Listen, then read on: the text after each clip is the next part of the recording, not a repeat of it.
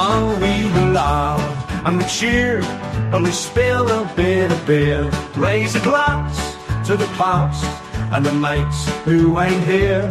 From Highbury to Upton Park, it's now Ashburton and Stratford for a lark. It's the Old Dad's Our Job podcast, the heart of the game.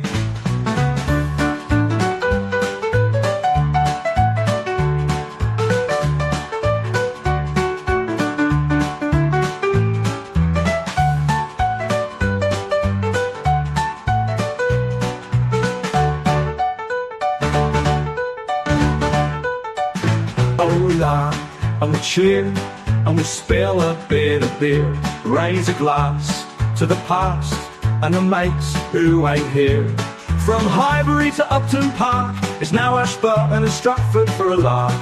It's the Old Dad's Our Job podcast, the heart of the game.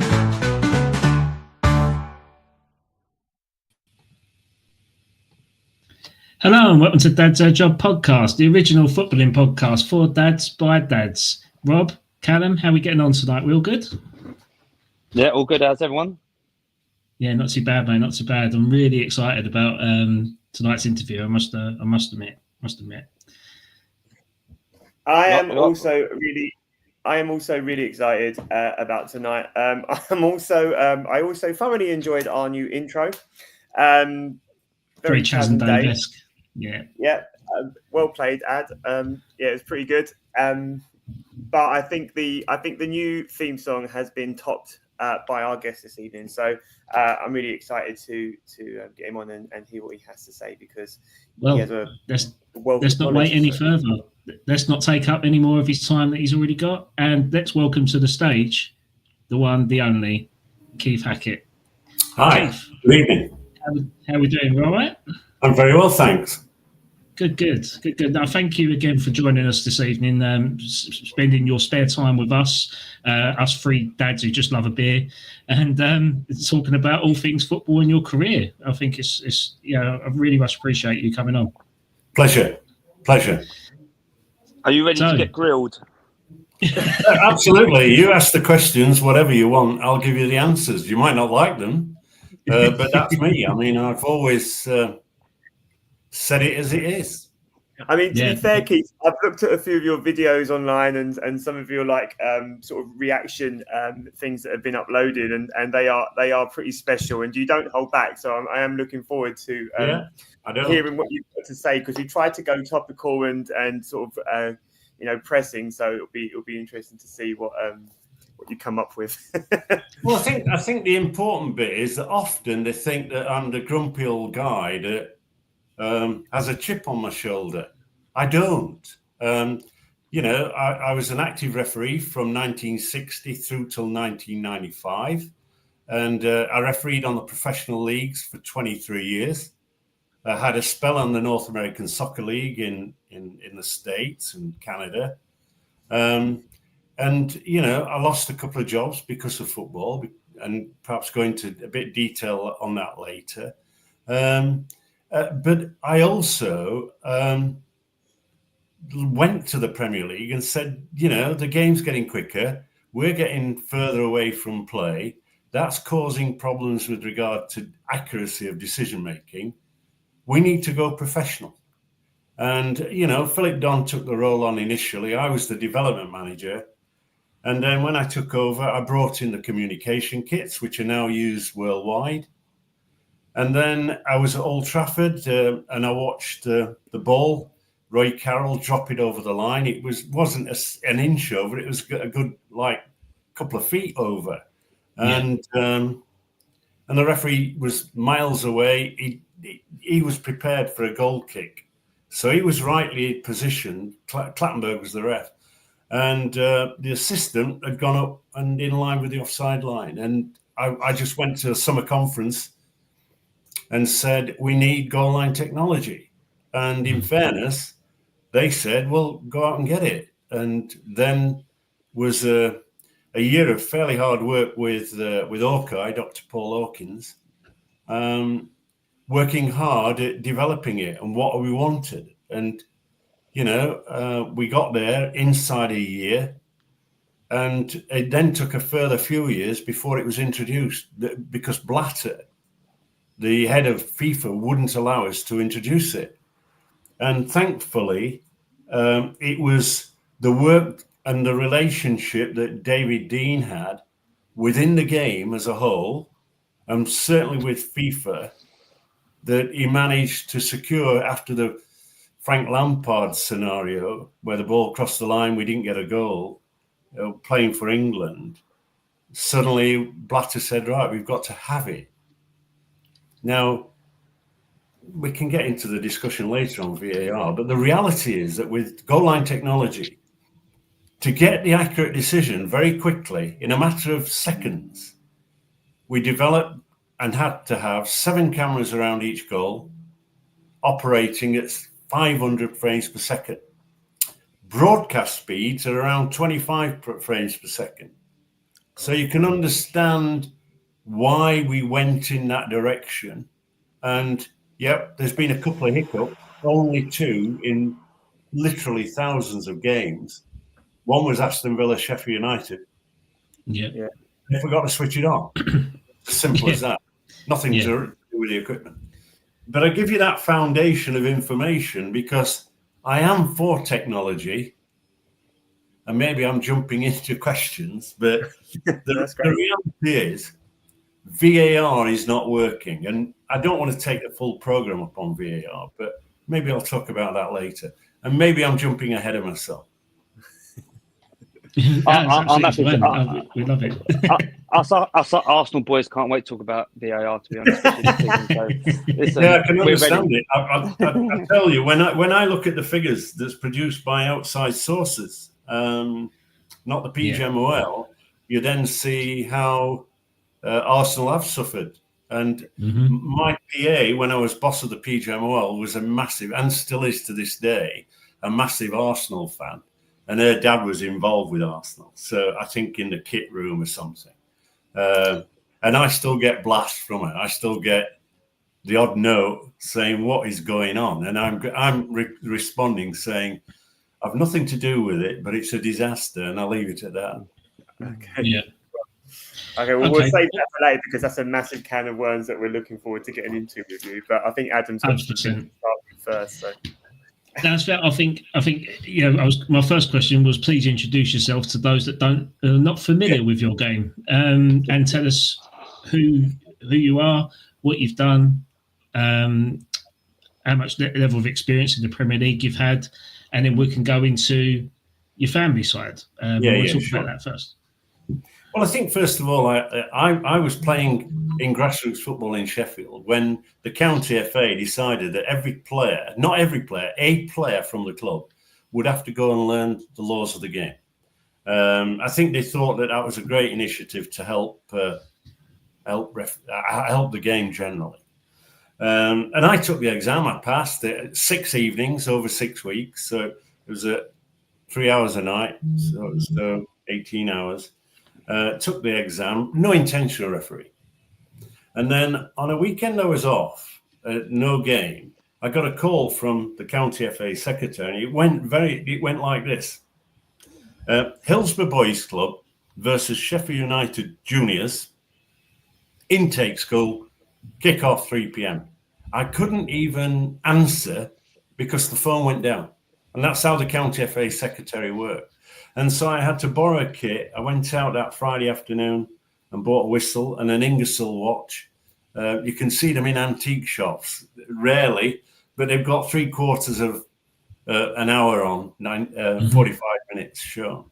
And refereed the first match, that particular game.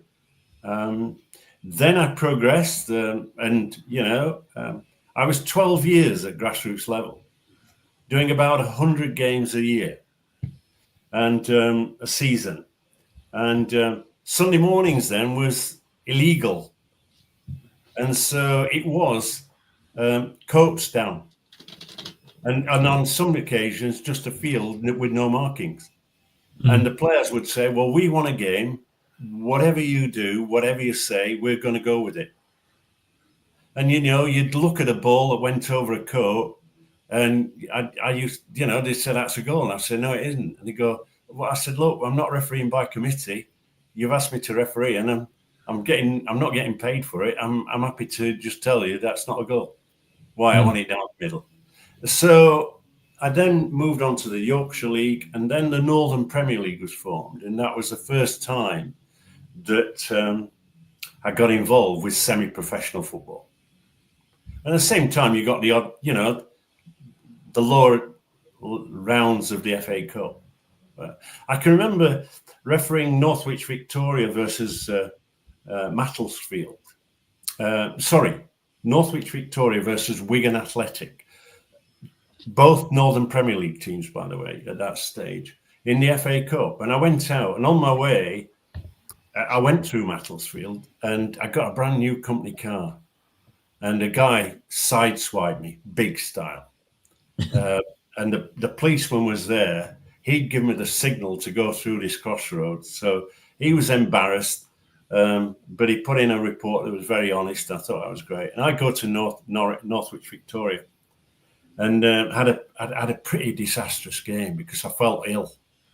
And I came off, got in the car. My mate was with me, and he said, Keith, I don't know what went off. I know you had a car crash, but bloody hell, that's the worst I've ever seen you referee. And so the following week, I didn't have a game, and I thought, you as referees, people think that you walk away and there's no sort of regret, but I was really upset by it. Anyhow, I had no game the following Saturday, so I thought I'm going to get over it. And then the FA rang me and said, Mr. Hackett, we've got a game for you in the FA Cup. And I go, oh, great. Thanks very much. You are free, aren't you? Yes, I am. You're going to referee Northwich Victoria versus Wigan Athletic. And I've gone, pardon? And I rung my mate and said, you're not going to believe this. I'm refereeing Northwich Victoria versus Wigan Athletic on Saturday. And he goes, you're on your own, mate. I'm not going. You'll never get in the ground. They'll not let you in the ground, not let you out. And so I can remember arriving, and this guy came in, and I'd got my head down, and he said, would you like a cup of tea, ref? And I go, yeah, please. And suddenly I looked up, and the face, and he went, it's not you again, is it? And I go, what are you on about? You haven't got a twin brother? And I go, no, I haven't. And he said, oh, I'm amazed you took the money last week because you didn't perform well, son. That's a bit of northern sort of coming out. I remember I said to my two linesmen, look, guys, I'm going to have a bit of hell afternoon because I was here last week and it was a bit of a disaster. And he went, what? I said, it's a bit of a disaster. So just take a bit. And as we walked out the middle, I've got the ball under my arm, walking out. And the announcer said, you might recognise this referee. We had him last week. He was bloody awful. Oh, why they've sent him here again, I don't know. I'm very sorry because he'll spoil it all for everybody. So, having had a few years on the Northern Premier League, I then got on the Football League line, had 3 seasons on that. In 72, 75, I think I got in the middle, and then enjoyed 23 years. In 81, obviously, in 79, I had the FA Cup semi-final. I'm a Sheffield Wednesday fan. When I was a kid, my dad a steel worker. We lived in a terraced house. We would walk 3 miles to the football ground on a Saturday. Pigeons first, garden next, and then football. And I'd go to Hillsborough on the Cop and get like ploughed down the middle over the tops of heads to the front as a youngster. And in 79, I got a call to say I was going to referee the semi-final of the FA Cup, Arsenal versus Liverpool. And I couldn't believe it because I'd never been on the pitch. I'd always paid the money. And where I used, my father had passed away, but I drove my car, company car. All the terraced houses had been raised to the ground, but I got my kit out. I had a blazer on, and walked the 3 miles to the ground, didn't stop at the pub on the way. And there were 1 or 2 people who recognised me on the way and saying, look, what are you doing? I'm going to the football match. Well, I thought you were refereeing it. I am. referee the match. It was a 0-0 draw. It wasn't a great event. And if you remember, you might recall it went to several replays. I had the next replay at Villa Park. But, when the FA guy came in, he sort of said, fee and expenses, Mr. Hackett. And I went, note, which is a South Yorkshire nothing. Yeah. And I think he was a bit gobsmacked and said, look, mate, I'm just happy to have refereed at Hillsborough in an FA Cup semi-final. A year later, or 2 years later, in 81, I refereed the 100th FA Cup final, where everybody remembers Ricky Villa. And at that year, I went into the North American Soccer League. I had 6 weeks as a guest referee. And, you had to put up with various things. I can remember my first game was at Tampa Bay Rowdies and against Fort Lauderdale, which was a local derby, they tell me. Mm-hmm. And I had to be in my referee's kit at the hotel, picked up in a police car, driven to the stadium, driven out onto the middle of the pitch. And then the loudspeaker, today's referee, all the way from England, Mr. Keith Hackett. I went, this didn't happen at Rochdale when I referee there. And then during the course of the match, this is all part of entertainment, but during the course of the match, when the home team, New York Cosmos, got the ball, they played diddle-in, diddle-in, diddle-in, dun-dun, diddle-in. When the away team got the ball, it was da, da, da, da. And so we had this for about 20 minutes until the ball gets kicked out towards my linesman, who's a Mexican, and he flags offside. I blow offside, Cosmos offside, and the next thing is they're playing Three Blind Mice. I always thought that was America. It was. I learned a lot. I learned a great deal. Yeah. What sort of players were out in the NASL at that time? Because obviously Bobby Moore was out there, George Best, Rodney Marsh, Pele. Yeah, you came adventured over there. They were all there earning across the. There were some that went back. There was the guy, the ginger-haired sub. I'm trying to remember his name.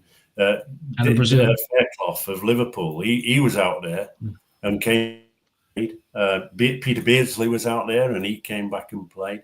And you'd walk out. I mean, if you had Vancouver Whitecaps, they had Peter Lorimer and several other players. So they knew you, and probably you'd never been in their company, but it was great because you got the relationship going, chatter that you could have with players.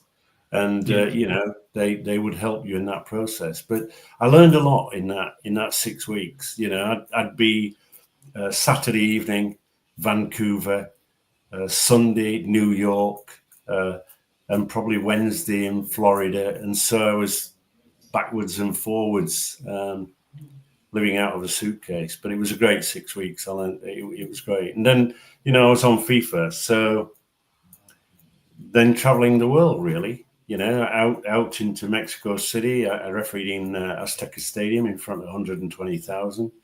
High altitude, Mexico City, 7,000.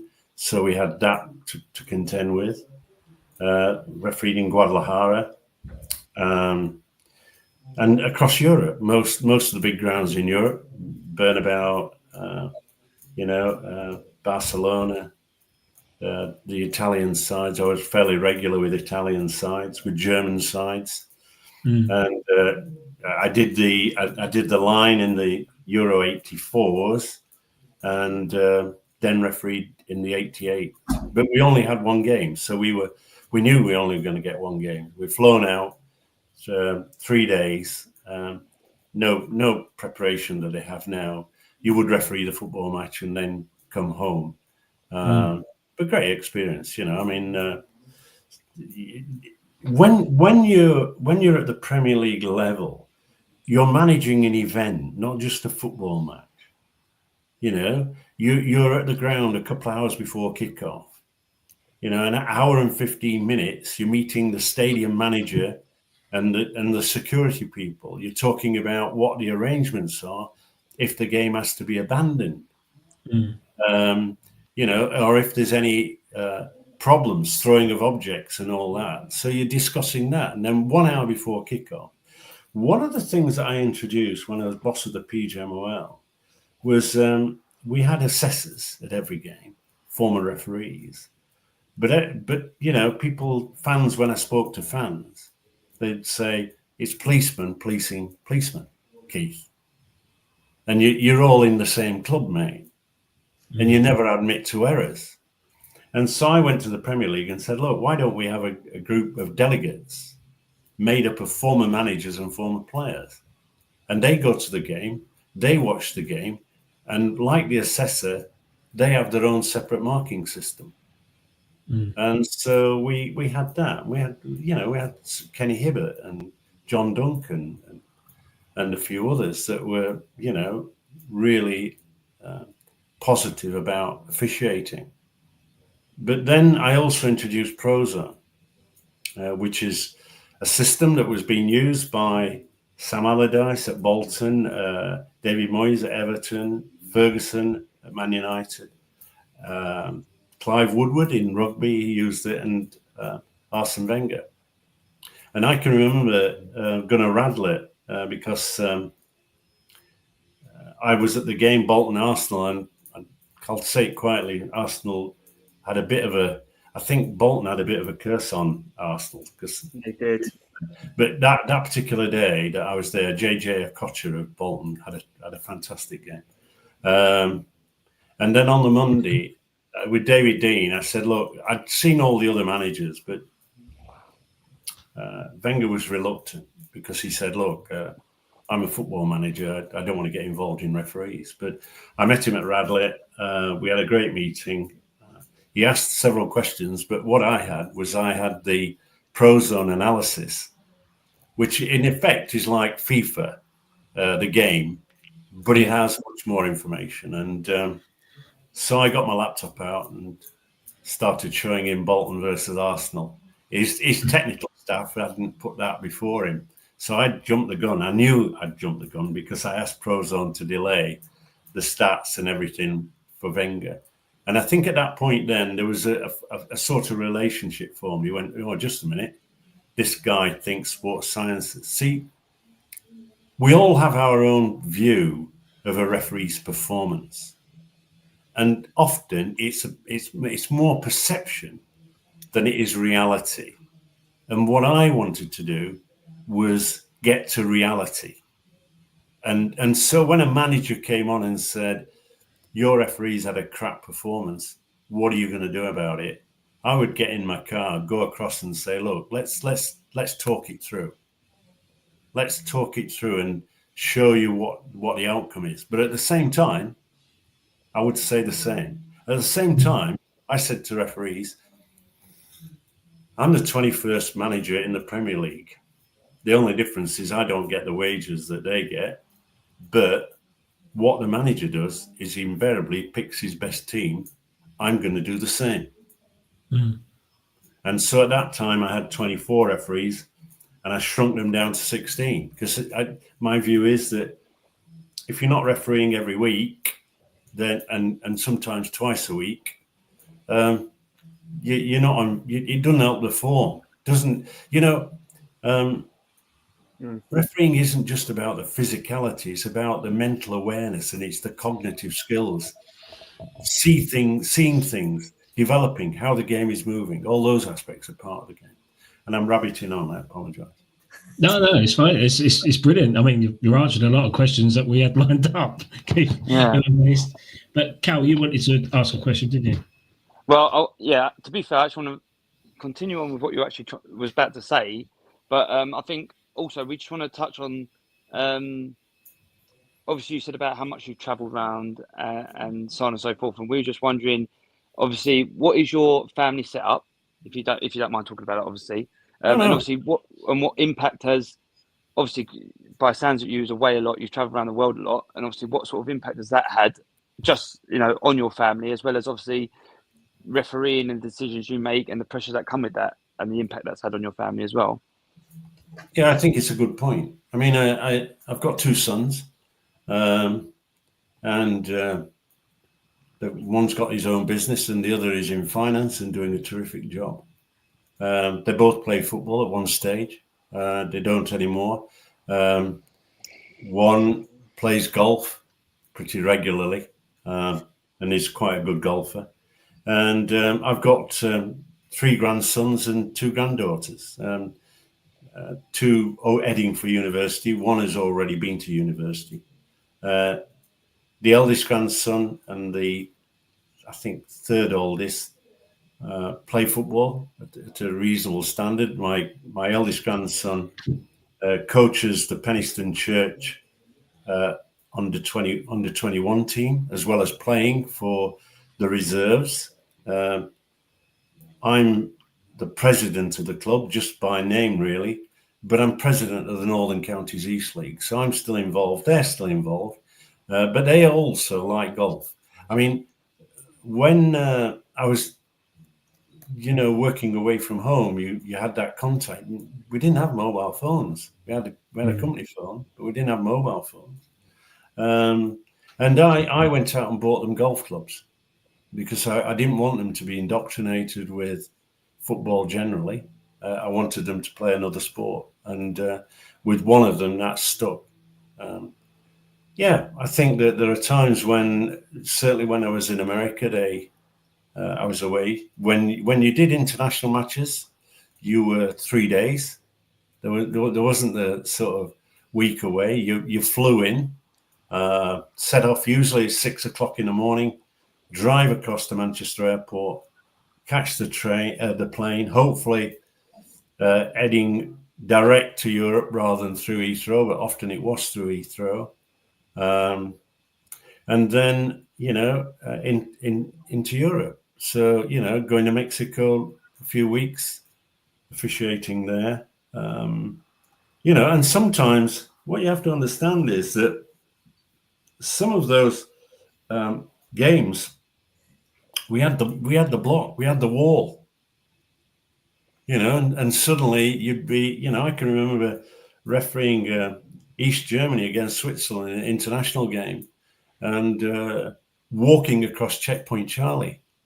You flew into West Berlin, you caught a cab, and you're on your own, and you're passing the East German soldiers as well as the Americans, and you get to the other side. And I can remember that first visit I did was, Mr. Hackett, have you brought a camera? No. Oh, that's a pity, because I wanted to say this.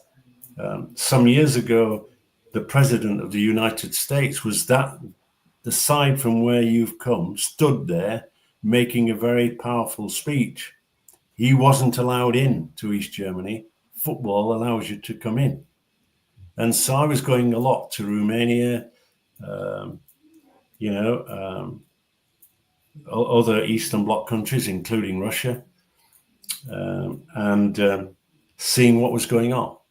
And one of my claims to fame, I suppose, that was I did the last game between an East German, Karl-Marx-Stadt, Erfurt, Chemnitz, as they were called, versus Werder Bremen. So an East-West German side on unification night. We drove from Chemnitz a few miles to the wall, and there were people standing on the wall, knocking it down. And that in a sense was incredible. And I can remember lorries coming in carrying cars and beer wagons coming in, tankers, and people filling their buckets and bowls and everything with beer. It was interesting times. I'll tell you one story that I thought might be interesting, and that is I got a call to referee Gdansk versus Juventus. And there were no Western journalists allowed, no Western people allowed in Poland because of the solidarity and the strikes. And I said, yes, I'd be happy to go.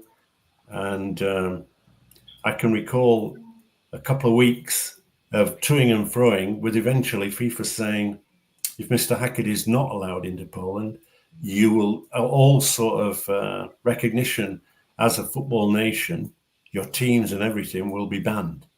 And I got the okay. I flew into Warsaw. They put me into a hotel and I had to inform them, sorry, the regulations of UEFA is that you've got to be in the city 24 hours before kickoff. And we then took a plane that was which must have come out of a museum. And I can remember feeling a bit queasy. I'm not the best of focus, but I'm telling you, this plane was going up and down, and we were flying about 3,000 feet. And it wasn't sort of the usual sort of thing with an aircraft. This was, I think, a loss of power and power on the aircraft. Eventually, we got to Gdansk. We landed. There were Russian soldiers at the airport.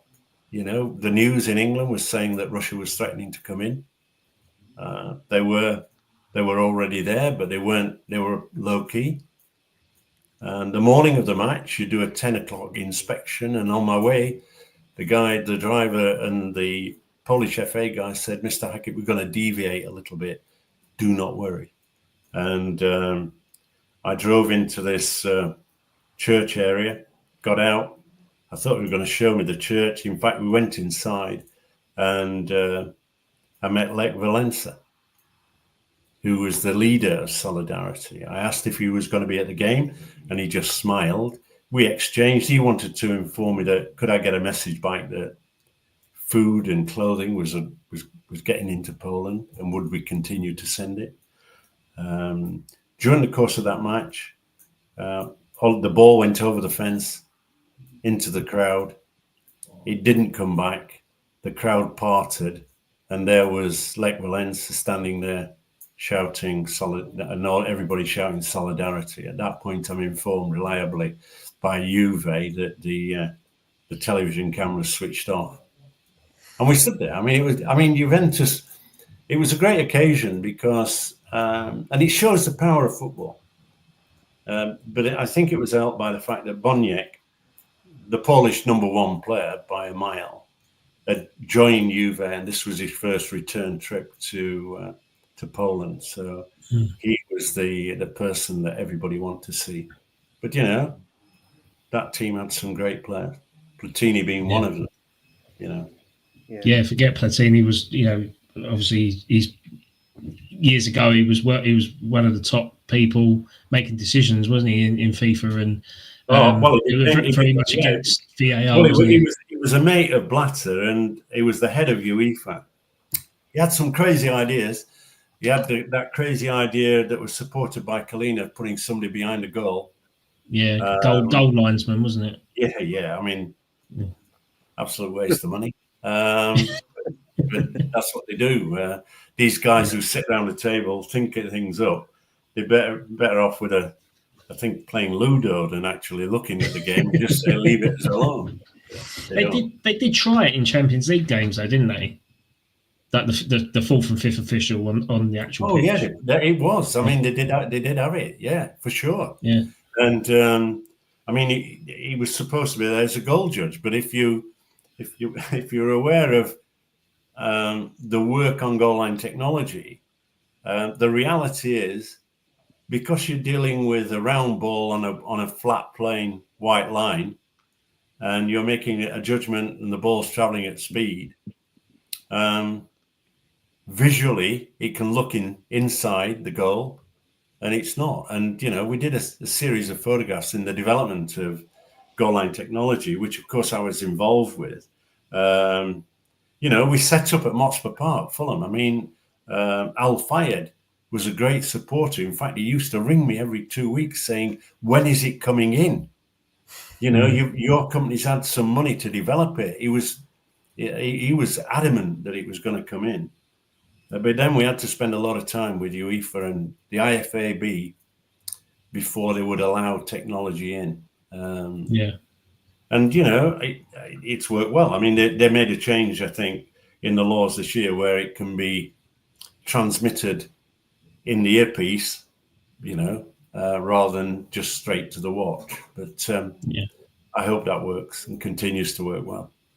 Yeah, I hope so. Keith, can I just, before we move on, can I just touch on the pressures? Obviously, you mentioned about the pressures of obviously getting around and the travel and sort of, you know, the time that you spent, because ultimately you didn't really spend much time other than going to the game and getting home by the sounds of it. But what's your thoughts on the pressures of your generations of referees and the generation of referees now? And obviously, I suppose your impact on what you tried to introduce to bridge that gap, I suppose, or support the journey. I think, first of all, you know, I'd like to think that we had a better working relationship with players and a better understanding. You know, players have different personalities. There were some that would chat forever. There's some that had reputations that were more in the fans' eyes than in the referees' eyes, because we wanted to be prepared. So we had our own work. We knew who the players were, but see, you get in first. And I think all too often what happens is the modern referees allow things to drift before they come in. And what's the first thing they do?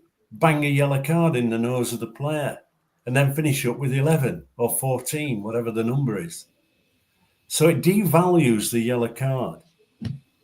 I'll tell you a story. I was once at Old Trafford. Is it the Joe Jordan and Gordon McQueen had moved from Leeds United to Manchester United.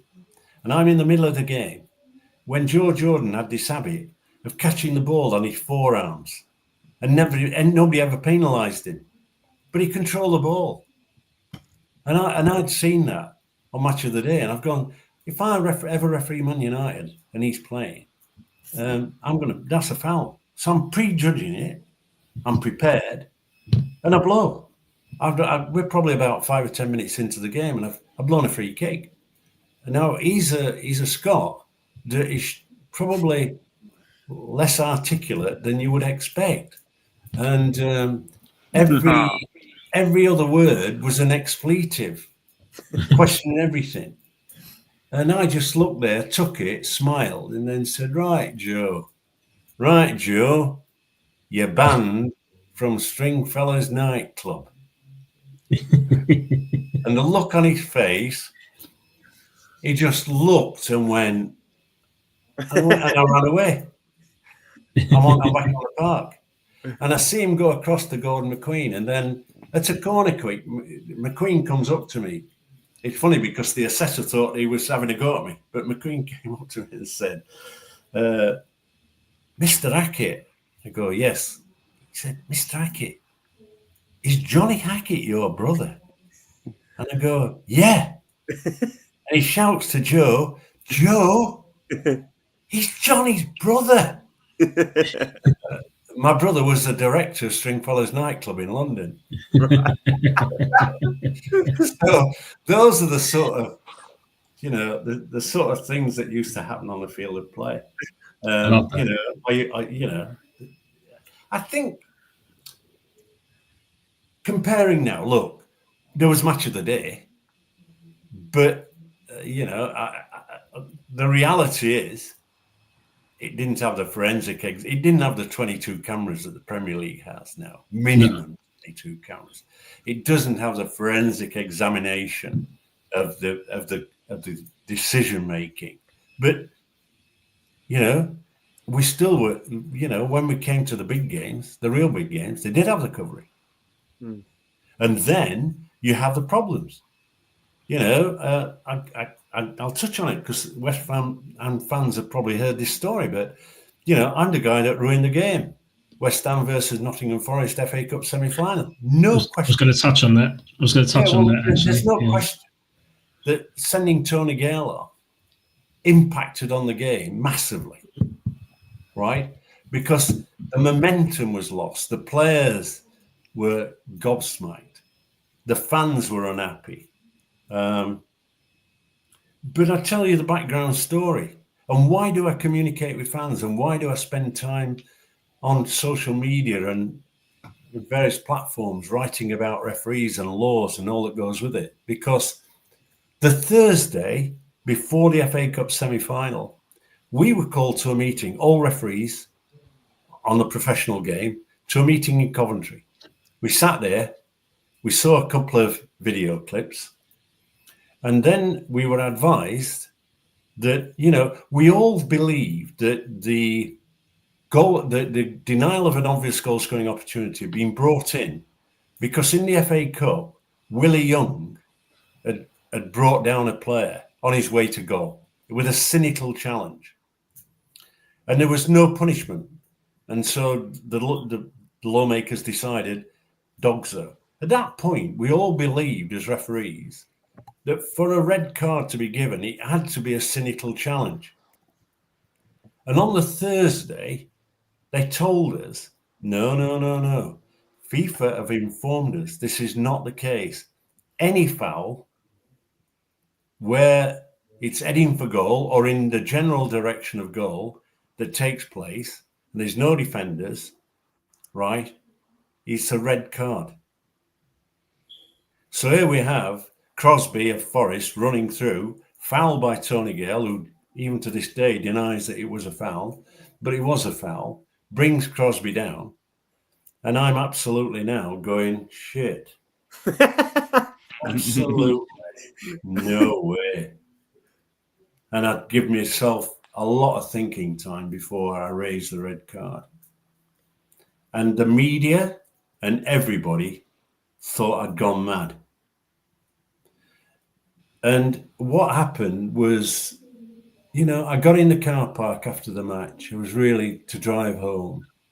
And an FA guy came up to me and said, well, Mr. Hackett, I attended the meeting in Coventry. It's good that you applied the laws as we now have to apply them. And I went, I'll tell you what, mate, I don't know who you are or what your position is, but like swore at him and said, why didn't you as an organisation inform everybody the criteria had changed and that the fans and the media were aware of a change in the law application? And then I vowed that from that day on, I would transmit to anybody that wanted law knowledge. I went around the country talking to RAs, referees. I did some broadcasts. We didn't have the social media that happened. I visited clubs, the fans, to discuss, not to clear my name, not to clear myself, but to say, look, you need to have a greater understanding of the laws of the game, and you need to have a greater understanding of technology and how we're using it. You know, and you know, when you look at the top sports people in any sport, you know, and I've been lucky to know Johnny Nelson and you know, other boxers, Nazim, Ahmed, and all that.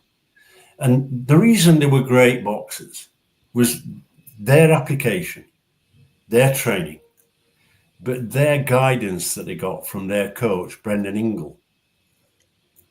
And what I set up at the PGMOL when I entered that for was a group of top quality coaches. And I said, my job was to create a cadre of world-class referees. And we had, at that stage, out of 16, 17, we probably had 10 that could referee anywhere over the world. And some were disliked. I mean, Graham Paul, Graham Barber, Rob Stiles, Mark Halsey, Mark Clattenburg, Howard Webb, you know, Paul Durkin, great referee. So then when I'd had a fair crack at running that PGMOL and put them in the right ship, I said I was going to retire, 65. And the Premier League said to me, we'd like you to be the Premier League referee ambassador. So then I started traveling to South Africa, to Asia, to South America, running workshops for referees. Great thing is, I've watched New Zealand, Australia, Cameroon, guys come into a space and talk refereeing and wanted to learn. And, they've gone on to referee at the World Cup. And, I think that a lot of effort we put in with Webb. Now, when I left the PGMOL, they appointed Mike Riley in my place. I had no involvement in that appointment. I had my own choice. Who was that, out of curiosity? Well, interestingly, it was Peter Walton. Right, okay. And the reason I said Walton was one, he's an intelligent guy. He's an excellent communicator. And, it was proven because when he didn't get the job, I was asked to go to America to create an equivalent of the PGMOL in America called Pro Referee. And I went across there. They wanted me to live in New York and take on the MLS job. And I said no. But I put forward Peter Walton, and he did a terrific job. He's willing to listen and learn. Riley, I hesitate because... as much as any other fan, I think. Well, I don't know what planet you're on. The one thing I can tell you is this: that when they appointed Howard, when he was on his bike, I don't think there's anybody cheered as loud as I did. And then my expectation raised because I'm suddenly thinking they're going to appoint Howard Webb, who was operating the MLS in America. And I thought Webb would come in.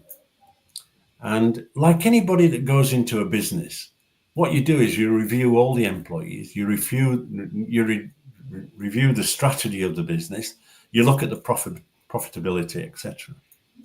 And I can tell you when I left, we were turning over 5 million. And $1 million of that was paid for by the deals I did on sponsorship. We were the first referees ever to be sponsored. And I did that deal with a bit of luck on a plane ride back from Dubai. I'd been out to Australia. And, we got that through FIFA, the ability to sponsor referees. And when he took over, I knew it would be a disaster. Mm. And was it your first sponsor, Specsavers?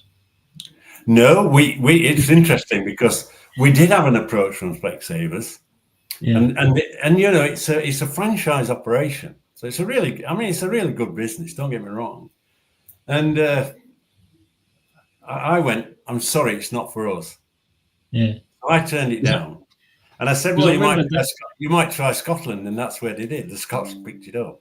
No, our first sponsor was Emirates Airlines. Oh, Emirates, right. Okay. We had that for 3 years. They wanted a bigger advert on the referee's shirt, but FIFA wouldn't allow us to do that. So we then went to AirAsia. Mm-hmm. And AirAsia set up a group of hotels, Tune. There was substantial business. And we went Tune, and then I left. And they've struggled. Well, I think they have a deal, but I don't think it's anywhere near the deals that we used to have. Yeah, is that the sponsorship that you see on the sleeves now? Because they've got the EA Sports. Yeah, because I do recall the Specsavers appearing on a Premier League. Yeah, it was it wasn't on the Premier League. It was Scottish Premier League for sure. Oh, I see. Yeah. Okay, I apologise. No, you're right. I apologise. I mean, it's a good company. I've no doubt that if maybe it's marketing, though, isn't it? Well, maybe it's time the Premier League should go with Specsavers. When I saw it, I thought, that's great marketing because you're always getting called you're blind ref, and it's like, well, just on Specsavers. It's just brilliant. This is brilliant. But when you look at the logistics that I put forward to Emirates Airline, it's substantial business. I said that 380 games, including FA Cup and a lot of Football League games, are covered on television and, broadcast to 211 countries around the world, and who appears fairly regularly on the screen. You might see the goalkeeper at corner kicks, but you'll see the referee exposed quite a lot. And they did the analysis, and they were very quick to come back and say, this is the deal. And then I can remember going to the board and announcing it, thinking, oh no, clever boy, I've actually delivered here big time. And all I got was, but that could have gone to a football club. And at that particular time, Emirates were actually sponsoring Chelsea. Yeah. But we were able to prove to FIFA that there wasn't a clash by them being able to see the contractual arrangements that we had with them. Yeah, of course. But we were 5 million, and the last set of accounts published by the PGMOL, at Companies House, you can go on and have a look. The turnover is 39 million. We're 900,000 loss, and Howard Webb's saying he wants another 20 million to improve training and development. I just think it's overloaded with administrators, and the front end is where the money needs to be spent. And Keith, if you've got a centre forward that's earning a fair amount of money and he's not hitting the back of the net, does he get in your team every week? I suggest not. So like, if he plays for West Ham, he does, because we've got no option. I operated the same way. My view was those referees that are in form would get the games. Those that blew it, right, or couldn't hack it, could have chosen a better word, but they were kicked off. So I didn't take pleasure in that, because they are employed, and I had to prove that in employment law that I'd given the verbal warnings, I'd given the written warnings, that we'd actually applied a great deal of coaching and advice. It wasn't a snapshot decision. But it's somewhere along the line, I think there's a lot of passengers currently. And that's shown by the fact that if you go onto PremierLeague.com and then more, and then referees, and then referees index, you'll get a drop-down box that shows, like, Anthony Taylor this season's had 31 games. And the guy who messed up with the goalkeeper at the weekend, Tom Bramall, 11. Doesn't it tell you that there's a bit of lacking of trust by the PGMOL? They've only appointed him to 11 games. Yeah. So why put him on such an important game? Yes, Keith, fair point. Very fair point. Go on, Callum. Keith, can you just elaborate on how you sort of help develop taking the referees into becoming professional, yes, and the things that you put in place, but also you sort of, if you don't mind, leading into how you mentioned how you would use that extra £20 million that Webb's asking for, and how you would improve now if you was in charge now as well. So what you've done in the past and where you took it up to, and then what you would do now if you were still in charge now, and where would you take the referee in now, if you don't mind? Take the first bit first, right? I'd offload a load of administrators, because they're actually producing nothing. They're just a cost. So I'd flatten the management structure. I don't believe in pyramid structures, triangle structures that, the message gets through about 4 levels before it actually gets to the cold face. So that's the first thing I would do. And I think that and I wouldn't go back into the business, but what you need to do, as I did initially when I took over from Philip Dunn, was a root and branch review.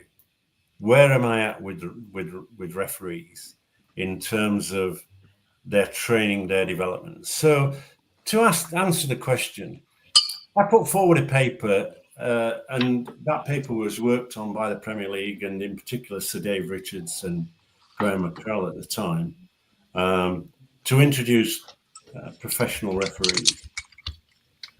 Could we actually attract those referees to become professional referees on a 1-year rolling contract? And that was difficult. And we came up with the idea that what we would do is we would say, right, in those informative years, we would allow them to do 20%, 20 hours a week, right, in their own environment, their own job. And we did that because that meant that I didn't have to pay them a pension at that time. But those people who were in education or in the police force, you know, could actually work a couple of days a week and still retain their pension rights. So that was how we started. 40 grand basic salary, and they could work 20 hours in their own job. But the frontline job was working as a professional referee. The only difference was with David Ellery, and the PGMOL and the board accommodated him. The headmaster. So what you got to understand about the PGMOL, first of all, the funds, the money to produce the PGMOL comes from the FA, the Premier League, and the Football League. And they are represented on a board of directors with an independent chairman. And I was general manager and reported to the board on a monthly basis. On occasions, you know, I'd receive a phone call when there might be a problem, and I'd have to deal with that problem, whatever it is. And I also introduced sports science in a big way. So I employed a professional sports scientist in Professor Matt Weston. And then I also eventually introduced Simon Breivik into the equation because I needed to actually work at injury prevention and core work. We looked at the performances through Prozone analysis. I introduced that. I'd argued very strongly a player wasn't offside, and then Prozone proved it was. And so I went to Prozone and sat there with them and said, we want your product. And he goes, no, this is for football clubs, not for referees. And I said, well, we'll pay 100 grand a year for that privilege of having Prozone covered on a minimum 380 games. And of course, they jumped at it. But then we found they had no expertise in terms of refereeing. So I had to spend literally a day a week with their software writers, asking and measuring the information that I wanted. Distance from ball, speed profiles. As I was looking at the video of the game on the program, where were the speed profiles of the referee? Where was the position of the assistant referee? And then we could interrogate every set piece. So we'd meet on a fortnightly basis for 3 days at Staverton initially, a hotel near Banbury. I eventually moved to Warwick University. But what we would do is they would train in the morning and we would have review sessions. And that would be, let's have a look at the good bits and the bad bits of the weekend before. And we would play those clips and we'd ask the referee, talk us through how you came to that decision. Not actually to whip them, but to actually say, how could we as a group of referees avoid that in the future?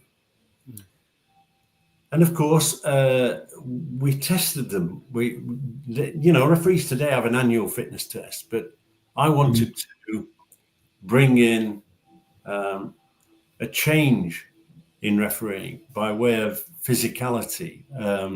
And that was suddenly looking at body mass,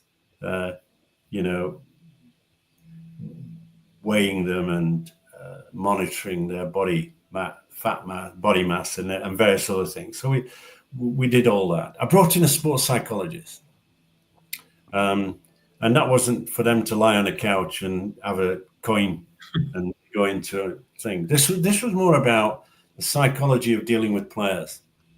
That psychology sat in the technical area, out of the way, but watched carefully the pressures that referees were under. So we gave them coping skills to deal with pressure. The first thing if you're under pressure is take a deep breath.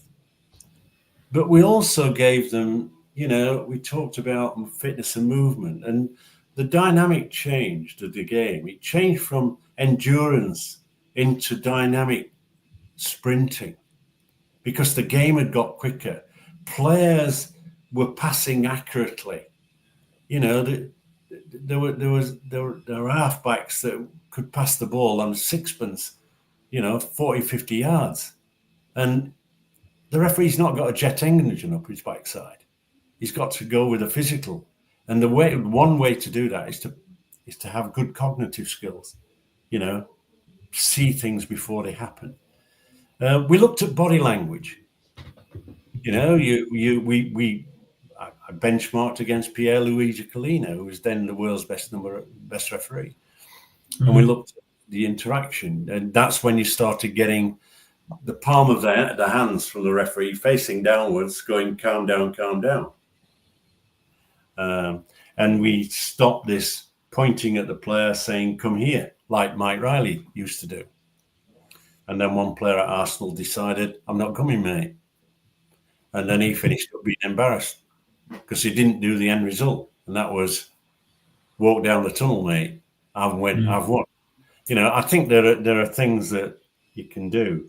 So I think that constant conversation was going on. We had,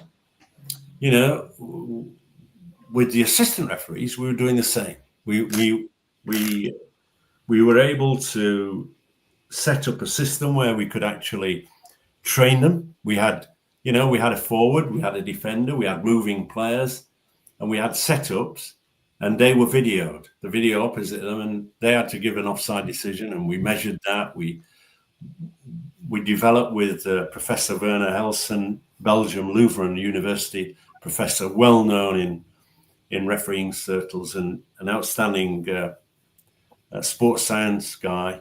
And he wrote a paper on the flash lag effect. That's the delay from witnessing and seeing it. And so goal line technology came in. I worked on that. That took away some of the pressures of a big decision. We started the sort of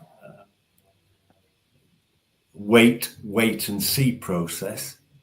But it was only wait and see to get a considered decision on offsides. And we had some really absolutely outstanding assistant referees, Phil Sharp, Mike Malarkey, Darren Cann, Glenn Turner. These are guys probably not familiar with, but yeah. Well, actually a football match from the line, and we're involved. Actually, Keith, can I ask? I kind of want to sort of just pivot you a little bit at that. You mentioned assistant referees, and I guess I wanted to kind of bring you to the way football is right now. And I wondered if you could give us some of your thoughts about VAR and video assisted refereeing, if that's okay. Yeah, I think that we've diminished the responsibility of the assistant referee in the process of officiating, which is a huge. It's a huge. Yeah. And where we literally led the world in the, look, as fans, we'd argue, we'd sit in the stand and say, you got that one right, or you got it wrong. But when you actually analyze some of the decisions they made, they were mind-boggling. Darren Cann, who's I think retired in the last few weeks. Darren, Phil Sharp, Glenn Turner. These are guys, and you can go down the list because there were, Guy Beale and everyone. They looked at it in the role of assistant referees and participation as a team. And one of the things that I did was I said, right, in my day, I would go out on a Saturday and look at the list and go, it's Fred Smith. I haven't seen him. I haven't worked with him before. I haven't worked with him. And I decided when I was boss of the PGMOL that I wanted a team effort. You live by the team, you die by the team. And so as a result, I kept the same assistant referees with the same referee. Maybe they'd work with another referee when that referee was overseas, something like that. But that enhanced the process. So now we get the VAR. And I'm a strong advocate of technology. But I also have an inside track. Having worked very closely with Prozone, having worked very closely in the business of software writing, but also having worked on goal line technology with Dr. Paul Hawkins. and that system evolved from an MOD product, so this was, it was working really well in tennis, straight lines, but we got visible movement. So we go VAR, and of course the Premier League decided they're not having VAR, so they went a year, and they were a year behind. So the team that it was the Americans that said, right, we're going to have VAR, and there's a guy called Ross Barkey who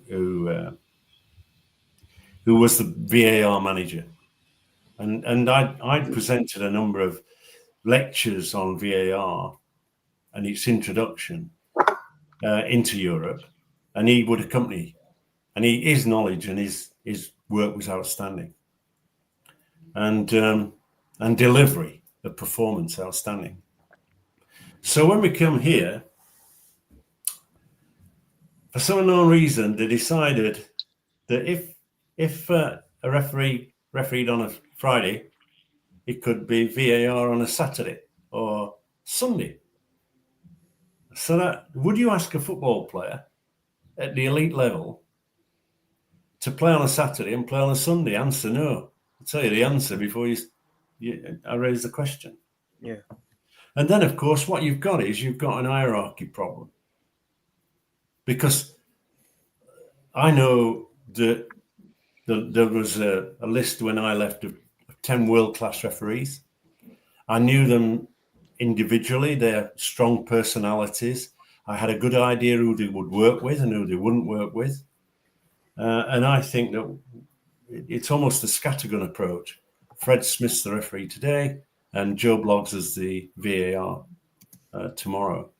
And the relationship is, if Michael Oliver and Anthony Taylor are regarded as world-class referees, they are in Europe, they are around the world. So if they're regarded that highly, and I think that's recognised by the PGMOL. Anthony Taylor's had 31 games this season, and I think Michael Oliver's something like 26 in a 38 program. So Taylor's been out almost every week, seven days off.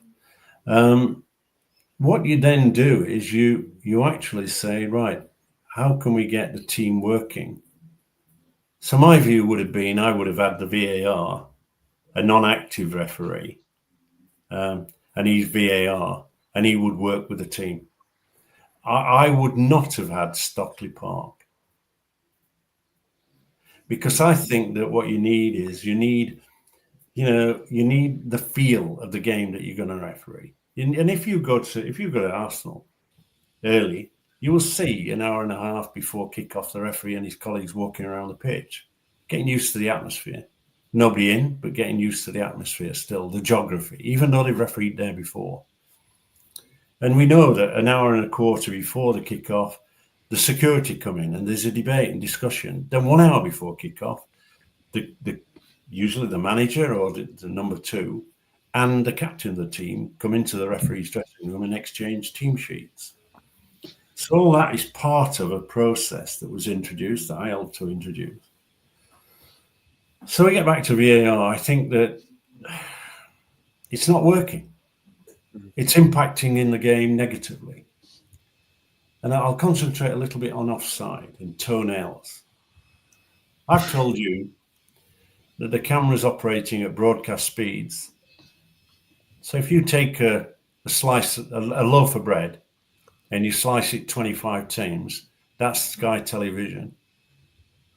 If you use Sony cameras, you slice it 100 times. And by the very nature, 500 times. Because then you're going to get an accurate picture. There's a spread either side of the action. Are you suggesting that the cameras being used for the offside decisions are not of the highest quality that are expected to make those decisions? Well, I am saying that. I'm saying that on the basis that without the semi-automated system. That's amazing. You think, like you said, about £39 million being used in Premier League referees, and then they're going for the cheaper option on the camera. What they've done. Because VAR operates on broadcast speeds. So now what they've done is what the IFAB and FIFA recognise is just a minute. We want even more accurate decision making. So what did they do? They developed the semi-automated system, right? The semi-automated offside system, and that's run pretty successfully in Champions Europe, League, Champions and League. World Cup as well, wasn't it? Yeah. What do? We go to a company called Genius and say, could you develop us a semi-automated offside system? And that actually has more cameras. It uses Apple cameras, and it uses 38 cameras, right? And it uses AI, just like pickup points on each player. And therefore feeds that into a computer system. So all that sounds great. The difference is that the Premier League play with a different ball. They play with a Nike ball. I think it's going to be Puma. Puma, yeah. Mikel Arteta's turning. Mikel Arteta can hear you. Well, if you look in Europe, they play with Adidas. And what Adidas has done, Adidas have got a chip in the ball. Right. And why? Because the law on offside says touch and played. So if you've got a ball that's got a sensor in it that recognizes a touch, when the foot or whatever passes the ball forward, at that touch, you'll take a photograph of the position of the players. Okay. So as he's kicked it, yeah. Before he's kicked it, the touch, because that's what the law says, the touch, right, is sufficient for a position. Yeah. When you have a tracking mechanism, you line up the cameras with that tracking mechanism, it doesn't pick up a static ball. The touch, it doesn't pick up the touch. Because that's why you see them, Keith, doing that kind of to and fro in the frames, trying to work out where the touch is nice by impact. Yeah, well, I mean, what you've got is you've got a built-in error. And what Wenger wants is to overcome, if you like, that error in the process. But we don't recognize it. And so as a result, you get... you've had two incidents this year with this semi-automated system that the Premier League have introduced, where on each one, there's been a 6-minute delay before an offside decision has been given. I think a couple of weeks ago, I can't remember the game, but there was a 6-minute delay because the players in a crowded zone were not instantly recognized, and that's again down to the speed of the camera. Is it, Keith, is it a sponsorship thing? Is it because, like you say about the ball and them using Adidas in Europe and having the chip? Is it the fact that we just don't want to use Adidas as one of our balls? No. What you're looking at here is a commercial decision by the Premier League, who have paid substantial amounts of money to play with that particular ball. Yeah. I mean, in fairness, in that arrangement, all the referees' kit that you see them wearing and bench kit that they use for training is actually paid for out of that deal. So so we're talking substantial amounts of money. But I mean, so the Premier League started off with the Nike ball, and that's where it's been. But I understand next season it'll be Puma. Yeah, it will be Puma. Yeah. So I think that these are the things that influence. So when you look at the decision-making process, what you then have to do is you have to look at the law, look at the technology. Can you marry them up? And part of the responsibility, I feel, with the English game, and I don't want to get into the Raj and all that goes with it, but with the English game, the oldest football club in the world is still in existence. It's Sheffield FC. Mm-hmm. It was formed in 1857. you know, and it was the rules of the game were part of what Sheffield produced. Sheffield rules, yeah. So there's a long history. You know, when we look at goal line technology, it's the English game, you know, the Premier League that funded goal line technology development with Hawkeye to get that delivered. And then we had to work hard to get it introduced. But, you know, they sustained that pressure. Mm. So I don't have issues. You know, when we talk about 29 million, I think that in the context of the game, when you know that this player's earning substantial amounts, people will dismiss it. But that is a substantial amount of money. You know, it's a hell of a lot of money. You know, we've got to get that churn going.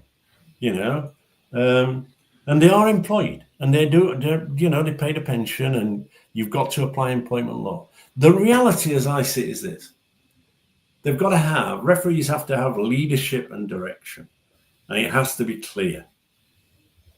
And this isn't arrogance. This is what you have to do. You know, if you're Arteta, you're saying to their players, with the help of all the experts, the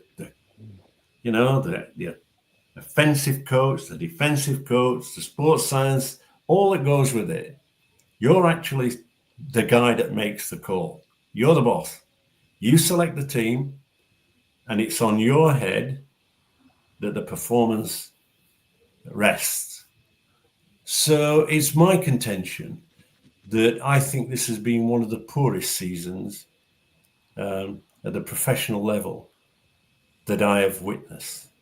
What I've also witnessed is, I think, a suppression.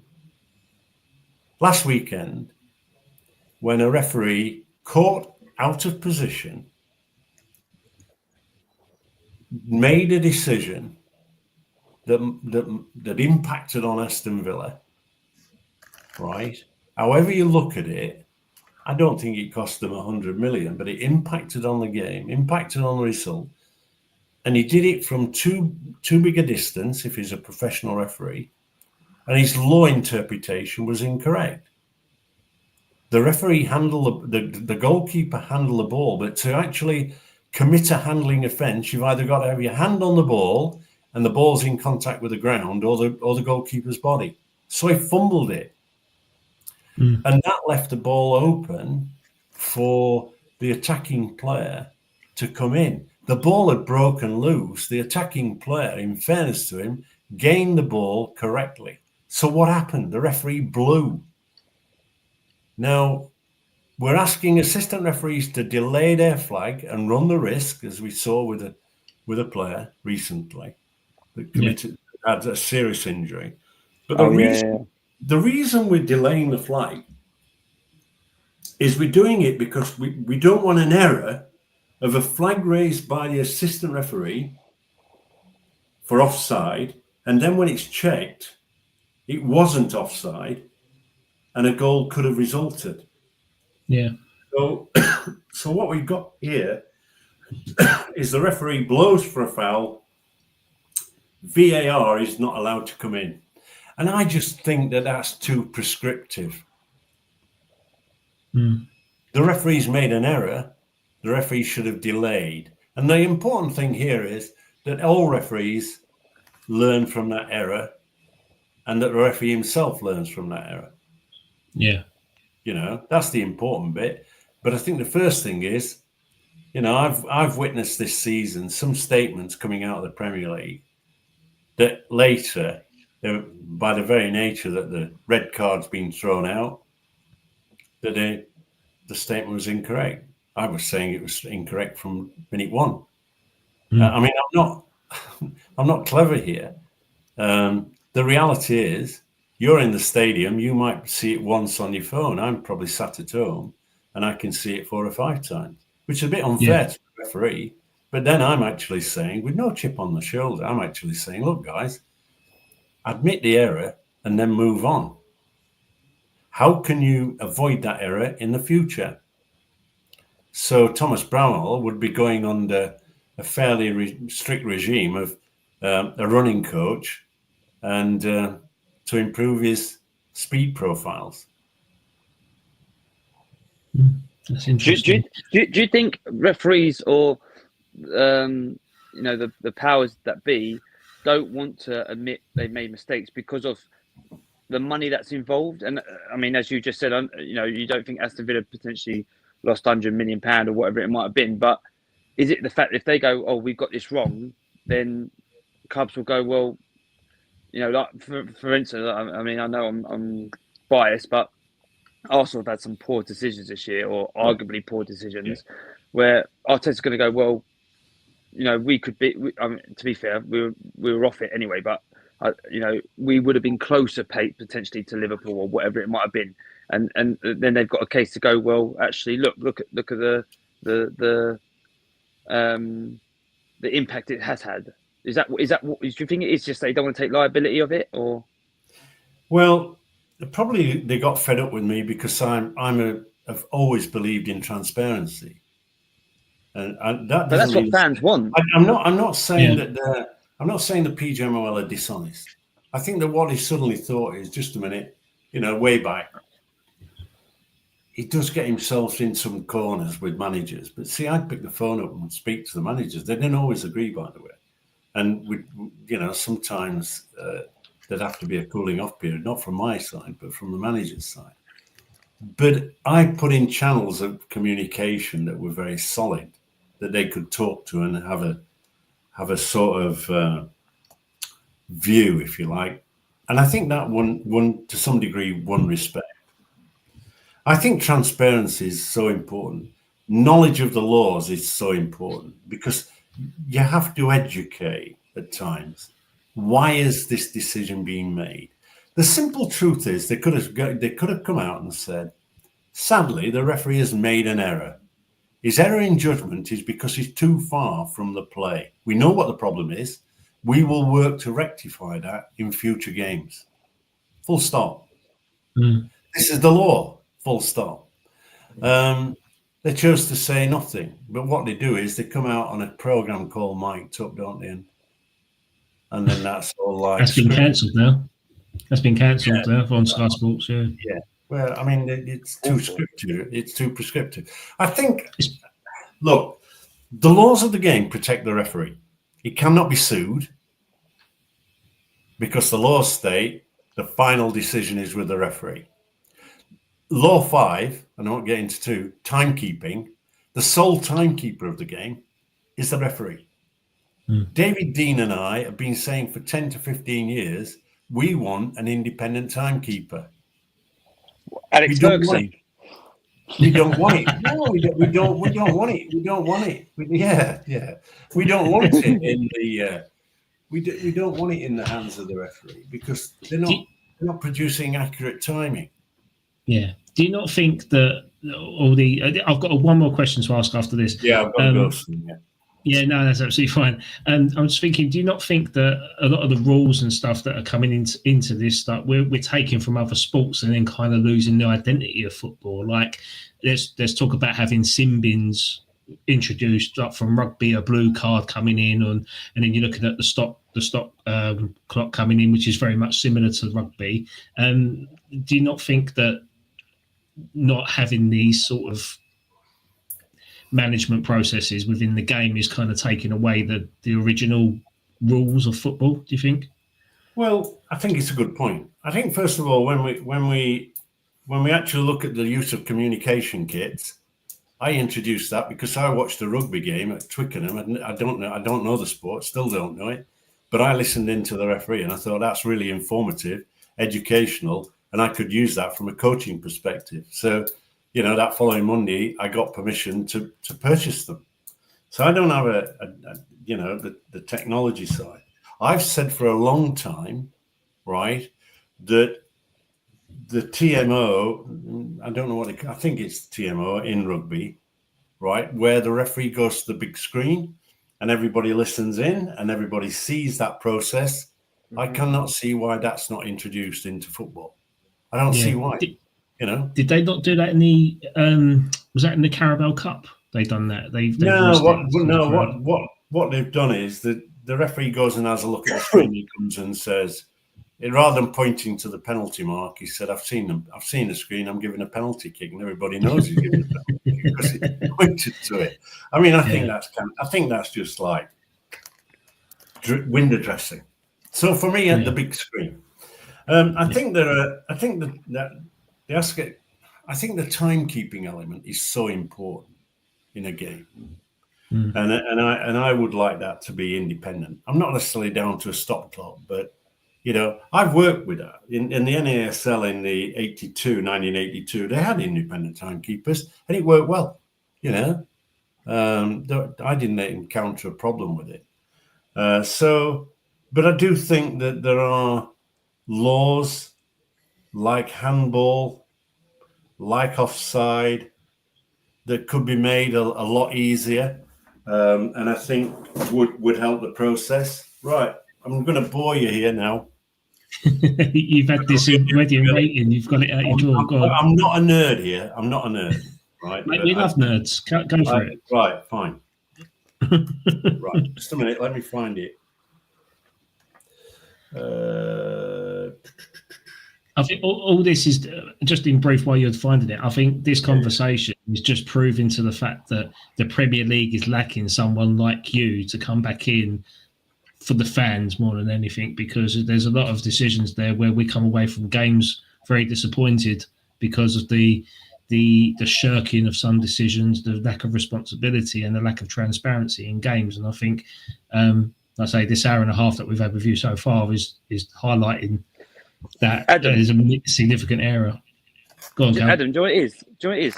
It's that old school mentality. It is that, do you know what? This is what's happened. This is what we're going to do about it. We've made a mistake, or whatever it might be, or this is the laws, and this is what we're going to do going forward. And I think what we're missing now is there's so much smoke where sometimes you just need to be direct and just be like, this is what's happening. I think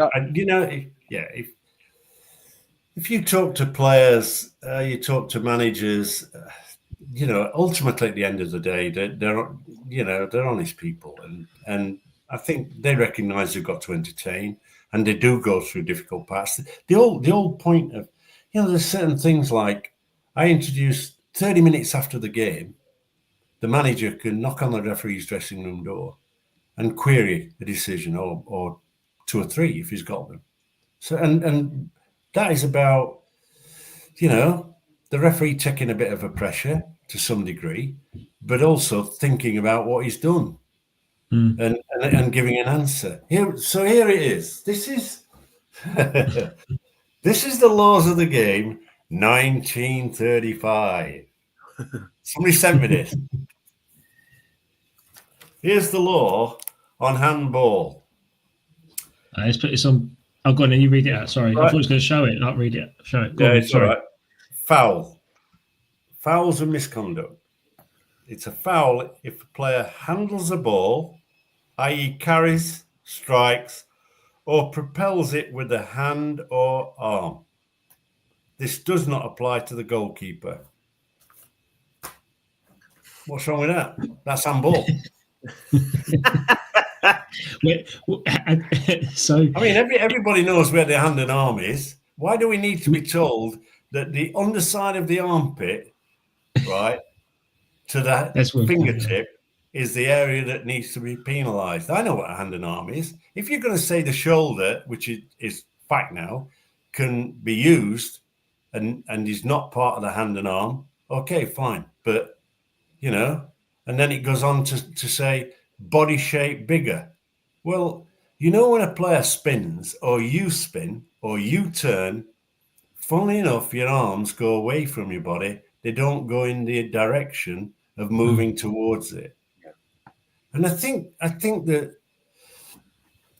I'm trying not to sound clever here, but the reality is common sense is where and should be the thread through. And the simplification of the laws of the game should continue, not expand. We don't need. I think that we're trying to be too prescriptive, and what we've now got is I've watched the careers of referees over many years, and some of the referees that have got to the top level, I've played a part in that. But what I've seen is some of their natural ability taken away from them. I watched one referee, I'm not mentioning it, it'd be unfair, but I watched one referee who used to be quite happy giving penalty kicks, and now he's got in front of him, and he's waiting for that VAR going, I think it's a penalty kick, come to the screen. And what we've got is we've got VAR making decisions, not referees. VAR is there to correct decisions that may be wrong, isn't it? Rather than dictating decisions. Because that's, again, you're letting the game. What I want to be, I want a guy.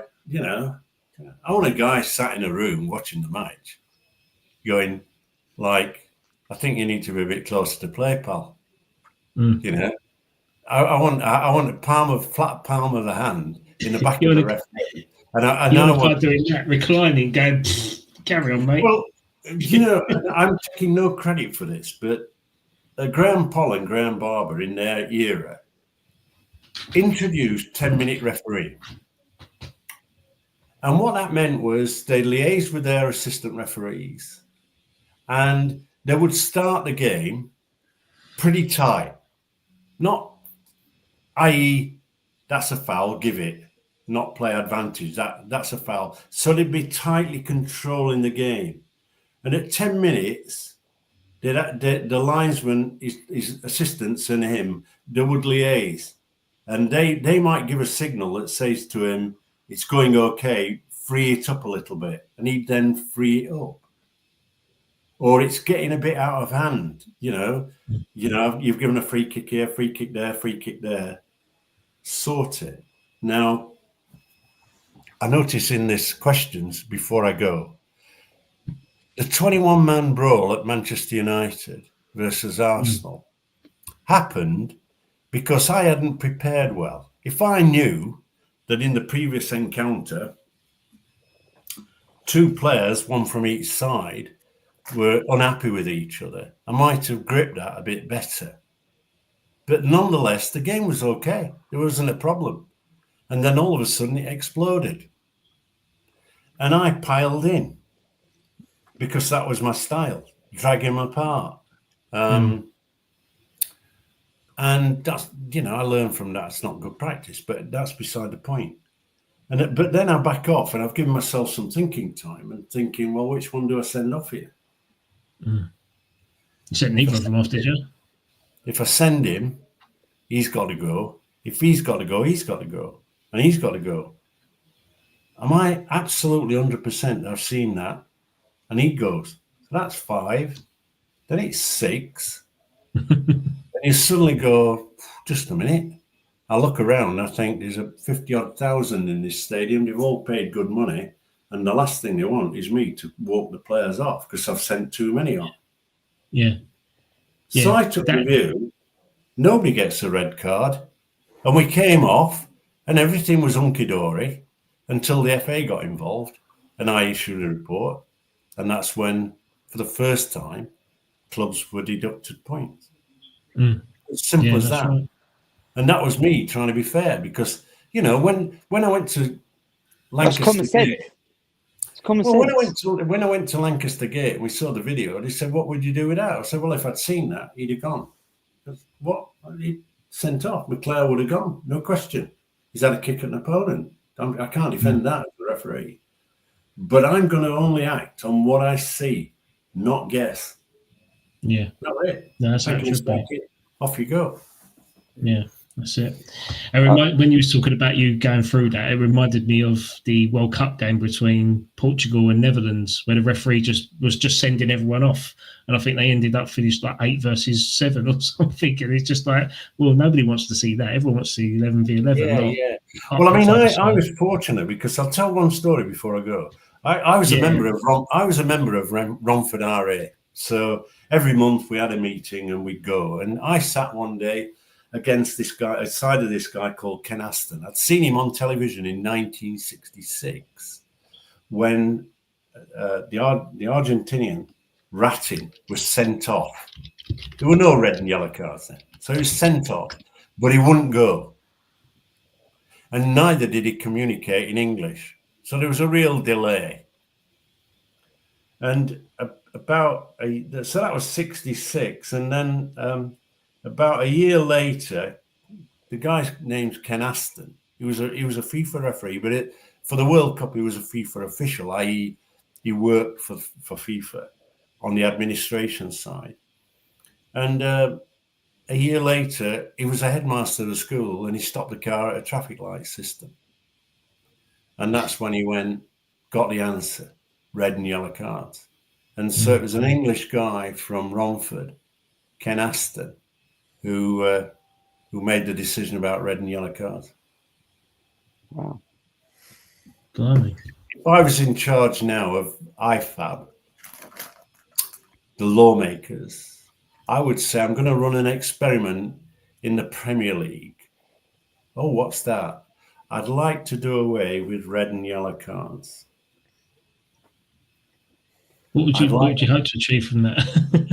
Well, I'll tell you what I want to achieve. I want a better working relationship.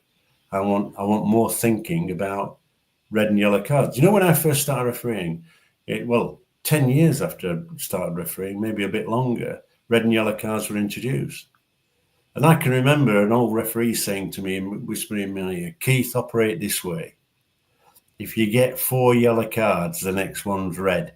And don't matter who it is, it's red. Do you know what that did?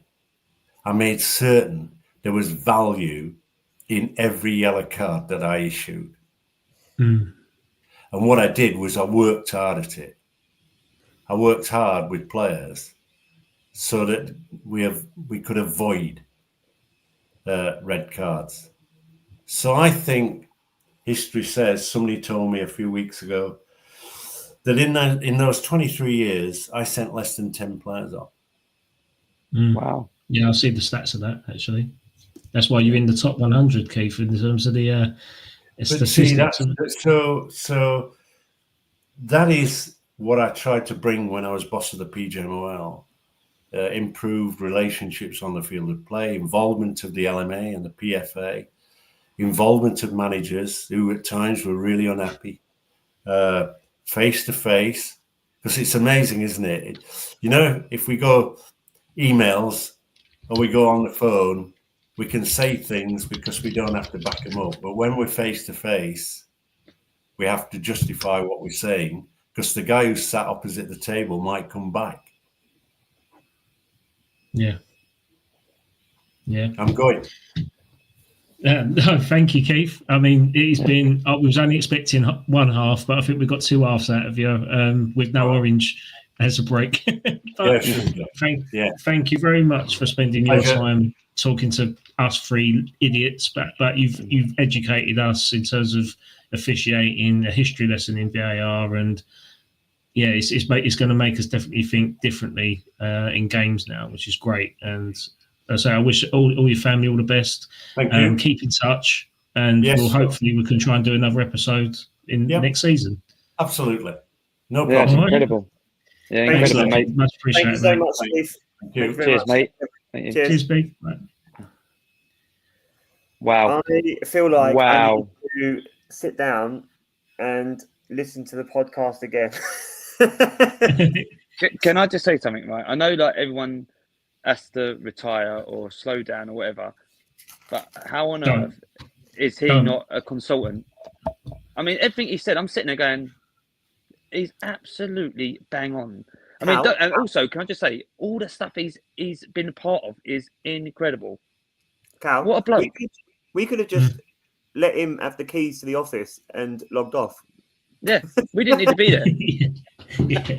there. But basically, modern day referee is off his back. It's come off his back. Yeah, isn't it? Let's be honest. No, one of the things that he said, Cal, I wanted to ask him about it, but I also was very aware that we were so far over time. Like it just would have opened up another. I didn't even care about the time. He said that he was talking about. Do you remember when he was talking about leadership, and he was talking about Mikel Arteta? And I was desperate to sort of say to him, where is the leadership in the PGMOL? Like, you know, and it was, I mean, the answer is itself, because I already knew what the answer was going to be, that there isn't a clear leadership model in the PGMOL that's respected enough. And so it just begs that kind of, it's just such a shame that people like him are not helping to shape the way that refereeing is carried out in this country. And he says, what's frustrating is he's saying all the same things that a fan says. So like he's saying that refereeing isn't being refereed by referees, and games aren't being refereed by referees anymore. They're being refereed by a bloke in an office, and all those things. And you know, like he said, he's pro the technology, right? Your guests were quiet. Excellent show, Keith. Your guests were quiet. That's brutal. Very true, though. But yeah, true. But it just Leslie, you know the word bard is in your name, right? But the thing is that shows the quality of the guest, though, isn't it? Yeah. And his knowledge. Yeah. We've worked very hard to collectively. We've worked very hard to get Keith on. It's you know, this is what we try and do. We're trying to get professionals into this platform, understand their family livelihoods and their decision making as to why they are so professional. And Keith is a perfect example of that. Like I say, he's travelled the world. He's gone to Romania. He's crossed the checkpoint Charlie, and he's refereed Pele and Rodney Marsh in America and stuff. And he's talking to us free because he wants to educate people, and I respect that. And, you know, that it's, you know, he doesn't have to talk to free dads from Alsted, but he does. But you know what, Adam? All of that stuff is absolutely true, right? But he says things, right? He's saying the things. He's not. Do you know what? He's not even trying to please us. He's not even trying to be he's not even trying to be a crowd pleaser, is he? He's just saying what football fans think, but he's saying it in a way where we're all like, this is the guy that should, you know, he's the guy that we're all talking about in the pub with. You know, he's saying the same things. Referees are not doing enough because they're being refereed by somebody else in another room, and but also, you know what else he's saying? It's the type of voice that the PGMOL is missing, isn't it? And that's what it sounds like. And it sounds like he feels that way as well. But you know what else is being missed is that the fact that it's his life. That has been his whole life since whatever age he was, 11 or 12, whatever he said. Yeah. But also he's talking about using the technology in the right way. He's almost saying come away from VAR and use that technology in a sense of where referees should be picking up their positions in certain situations. And that's the impression that I was getting. Him saying, like, use the technology in the sense of, you know, mapping where referees run and how much they're running and where they're picking up positions. And then when it is a corner, where they should be standing for a corner so they can make the best decision. Or, you know, if the ball breaks, where should they be picking up? Like, it's all for technology, yeah, but educating the referee so that he could be in a position to make the best decision and not actually have the camera work to make that decision.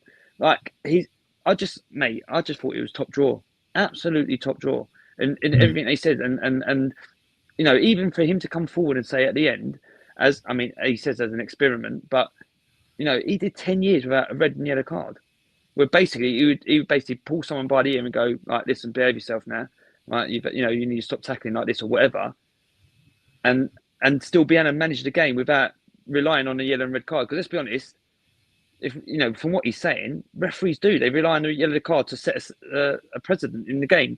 Oh, I'll do a quick yellow card to say, right, that's the level I'm playing at. Where if he was to collar him and go, enough's enough, and again he keeps mentioning relationship, because let's be honest, all of us said, and even when, you know, I was playing, you didn't talk to the ref. You're not allowed to talk to the ref or whatever. Where he's actually saying, come here, I'll explain to you what I'm doing. I'm happy to have that conversation. I'm happy to have a Barney with you as well, by the sounds of it. Mm-hmm. But the thing is that you can see where some of the you can see in games where players don't.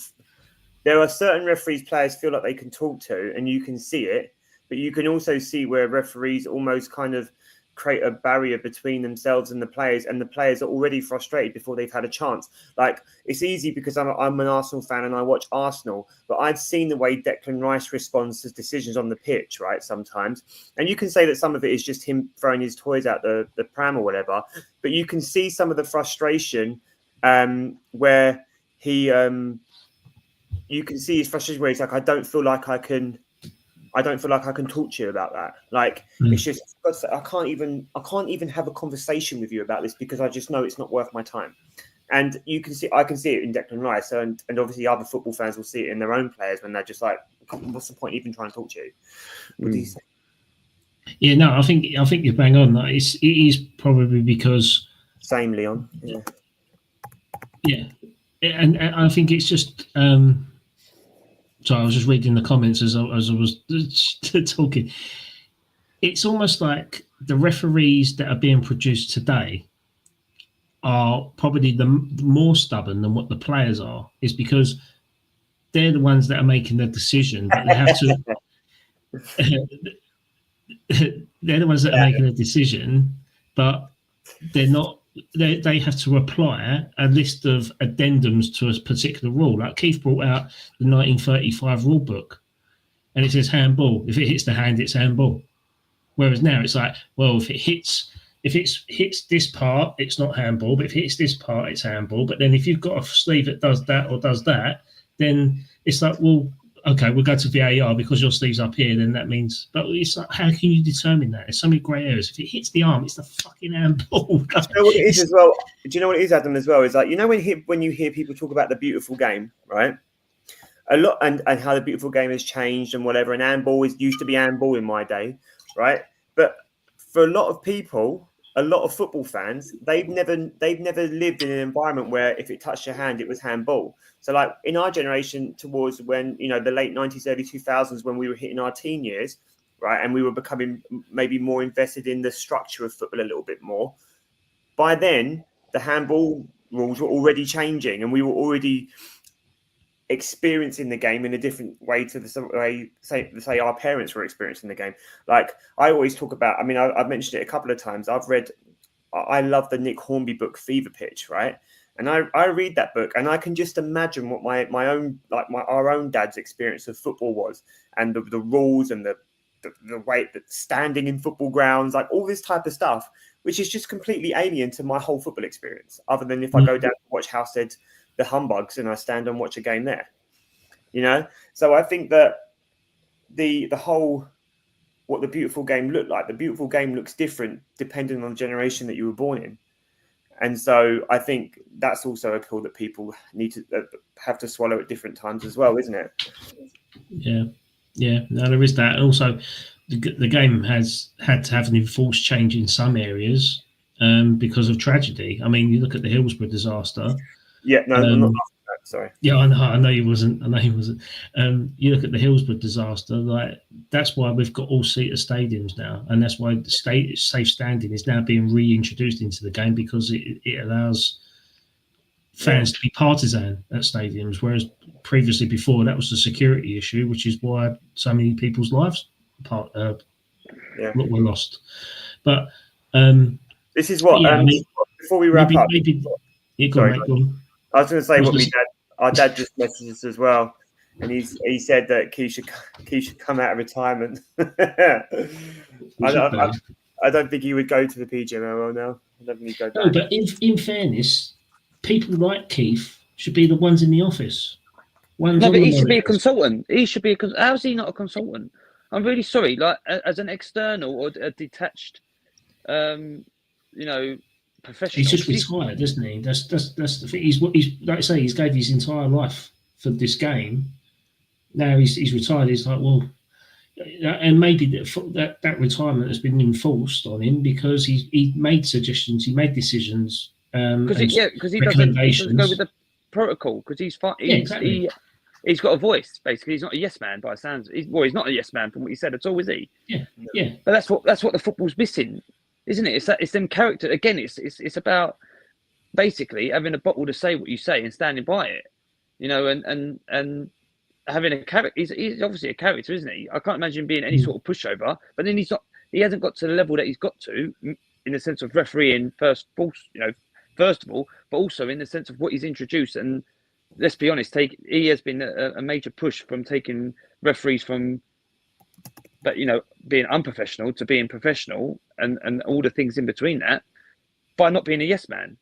But then why would you then stand someone that down or not have someone like that as a consultant when he's taken the game to where it's got to now? I just don't get it. What are you laughing at, Rob? I'm laughing at one of the comments that have come up. I'm not laughing at you. One of the comments saying that they want yes men. They don't want someone with common sense. Yeah, it's true. I agree. Who said that? Leon. He's bang on, mate. You're spot on. I agree. Don't give Leon too much credit. He just said that Declan's a big crybaby as well. So don't give Leon too much time on the show. Listen, Anyway. as long as he keeps playing the way he does, he could cry as much as he likes. I don't care. Anyway, that's enough Keith Hackett talk. We've had an hour and 50 minutes of Keith Hackett when he was only expecting 45. So I think that's set its tone now, and hopefully some of the stuff that gets implemented and his suggestions do come in. And someone that does watch this is taking note. Out of the 6 viewers, that'd be great. Sky Sports should be watching this and going, mate, let's put some of that online, mate. That's their job. Get Gary Lineker in because he's available, and then get him to review our podcast. Do you know what? He's a dad. Maybe we could invite him to be a co-host. Yeah, maybe. Come and join us. The thing is, I'd have to get a wider screen for his ears. No, don't say that. He might come on, and someone will play this back to him. Want to bring Gary Lineker and Big Meeks on? No, we'll probably end up with Wayne Lineker, mate. Definitely not Wayne Lineker, please. Anyway, Premier League review. Let's talk about this quickly for about 10 minutes before we go off. 10 minutes? Hold on, I'm going to get a red wine. You start. Don't you want to? 10 minutes? Do you want to save this for another day? No, let's do it. All right, let's do it now. Because this is all going out as one episode. So let's do that. Well, okay, I'll start with West Ham. I mean, obviously it started high. In terms of Lopetegui being appointed, we won the transfer window, but we got found out by not winning our first 3 games, and it went on a slippery slope. But there was an interesting set of stats here. Senior sources, interesting set of stats that Julian Lopetegui achieved 22 points this season, where Graham Potter got the remaining points tally on that. So it actually worked out that Lopetegui had a better reign as West Ham boss than what Potter has, and we've decided to build with Potter. But if I had to give a grading in terms of where we've fared, how much we've spent with the transition that we've had, West Ham is I say a 3 out of 10. I've just not been particularly happy. I don't think it's been a great season for us. You're normally only a 5 out of 10 anyway, so you ain't done bad. Well, 3, yeah. The only positive from that is that we didn't get relegated. That's Jared Bowen. That is probably about it. But other than that, this season was supposed to be the transitional season from David Moyes, and we've kind of stood still, really. We're actually in a worse position now than what we was when Moyes left in terms of squad rebuilding. So it will be an interesting summer, that's for sure. Right. Yeah, I agree with everything you said there, unfortunately. Yeah. For you, I know how excited you was at the beginning of this season, and you are in a worse position than you was with Moyes. There's no two ways about it. We are now, but we've got it will keep hold of him. Okay. The one thing that wouldn't surprise me that would happen is Aaron Wan-Bissaka going to Crystal Palace. You can see for it, a quick profit. I wouldn't completely write it off, if I'm honest, because 1, his agent is Will Salthouse. 2, Crystal Palace is his club, and 3, Palace are in Europe. So they've got more of a law than what West Ham have. West Ham paid 15 million for Aaron Wan-Bissaka, which is an absolute steal. Yeah, agree. If they can sell him for 25, that's what I think it's worth more than that. Yeah, I think it's more than that. We're selling for 25 after a season. The ownership will look at it and think, you know what, we'll go and get Tarek Lamptey and Carl Walker-Peters in on a Bosman, and we've replaced him and made 25 million. But that's what I'm worried about. So yeah. I actually am quite happy with Arsenal's season, I have to say. And I ranked the season quite high, to be honest. I'm trying to take into account the cup competitions, which were disappointing. But then I'm also taking into account things that I think I'm not. Well, It's difficult because I'm probably 7+ out of 10, somewhere there. And the reason why, initially when you started this, I was thinking I'm going to be like a solid 8.5, but I'm around about the 7. And the reason why I'm a 7 is because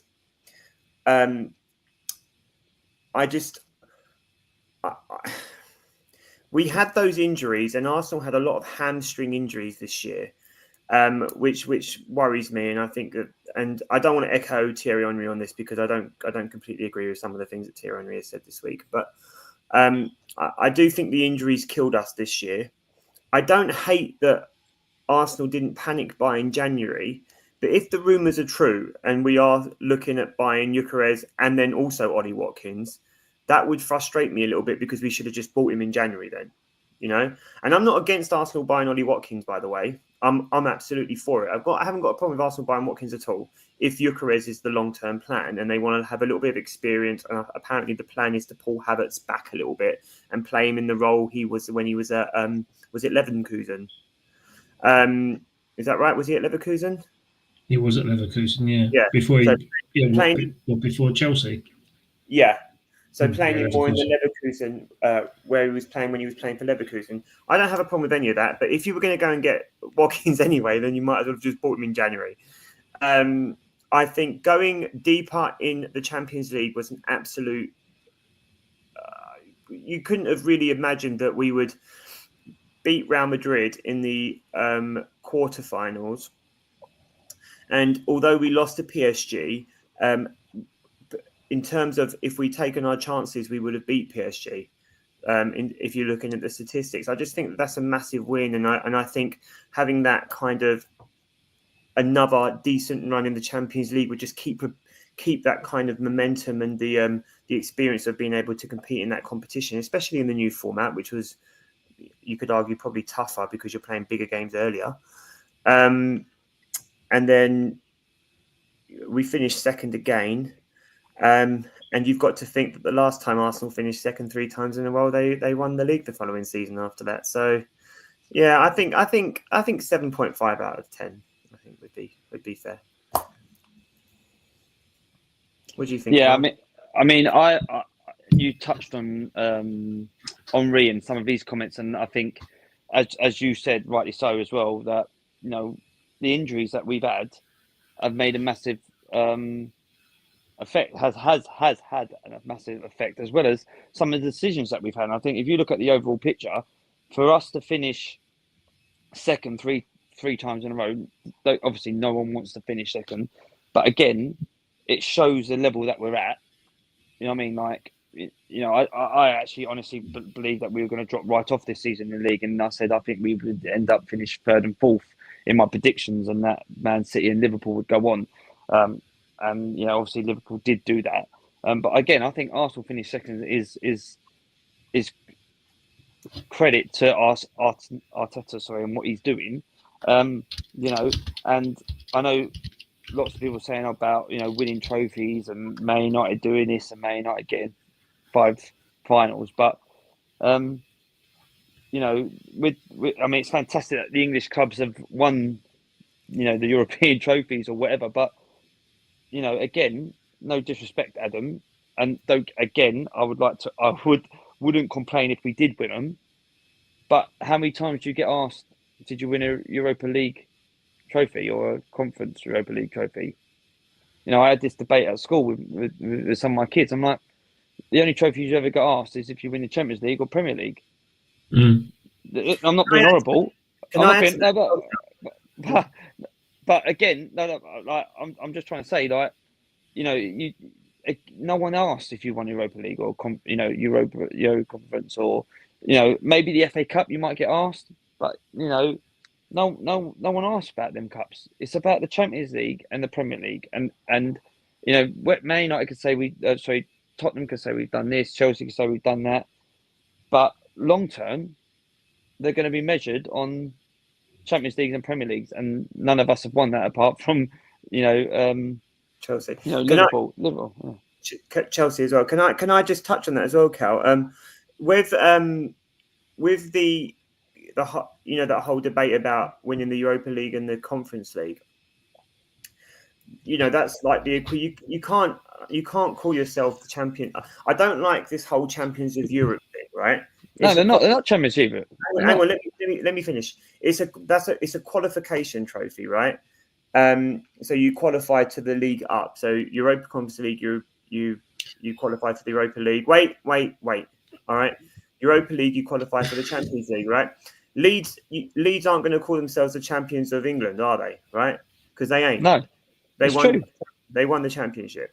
They didn't win the Premier League. They ain't the champions of England, right? But that aside, I also think that if Arsenal were winning the Europa Conference League, or if Arsenal were winning the Europa League, you take them if you win them.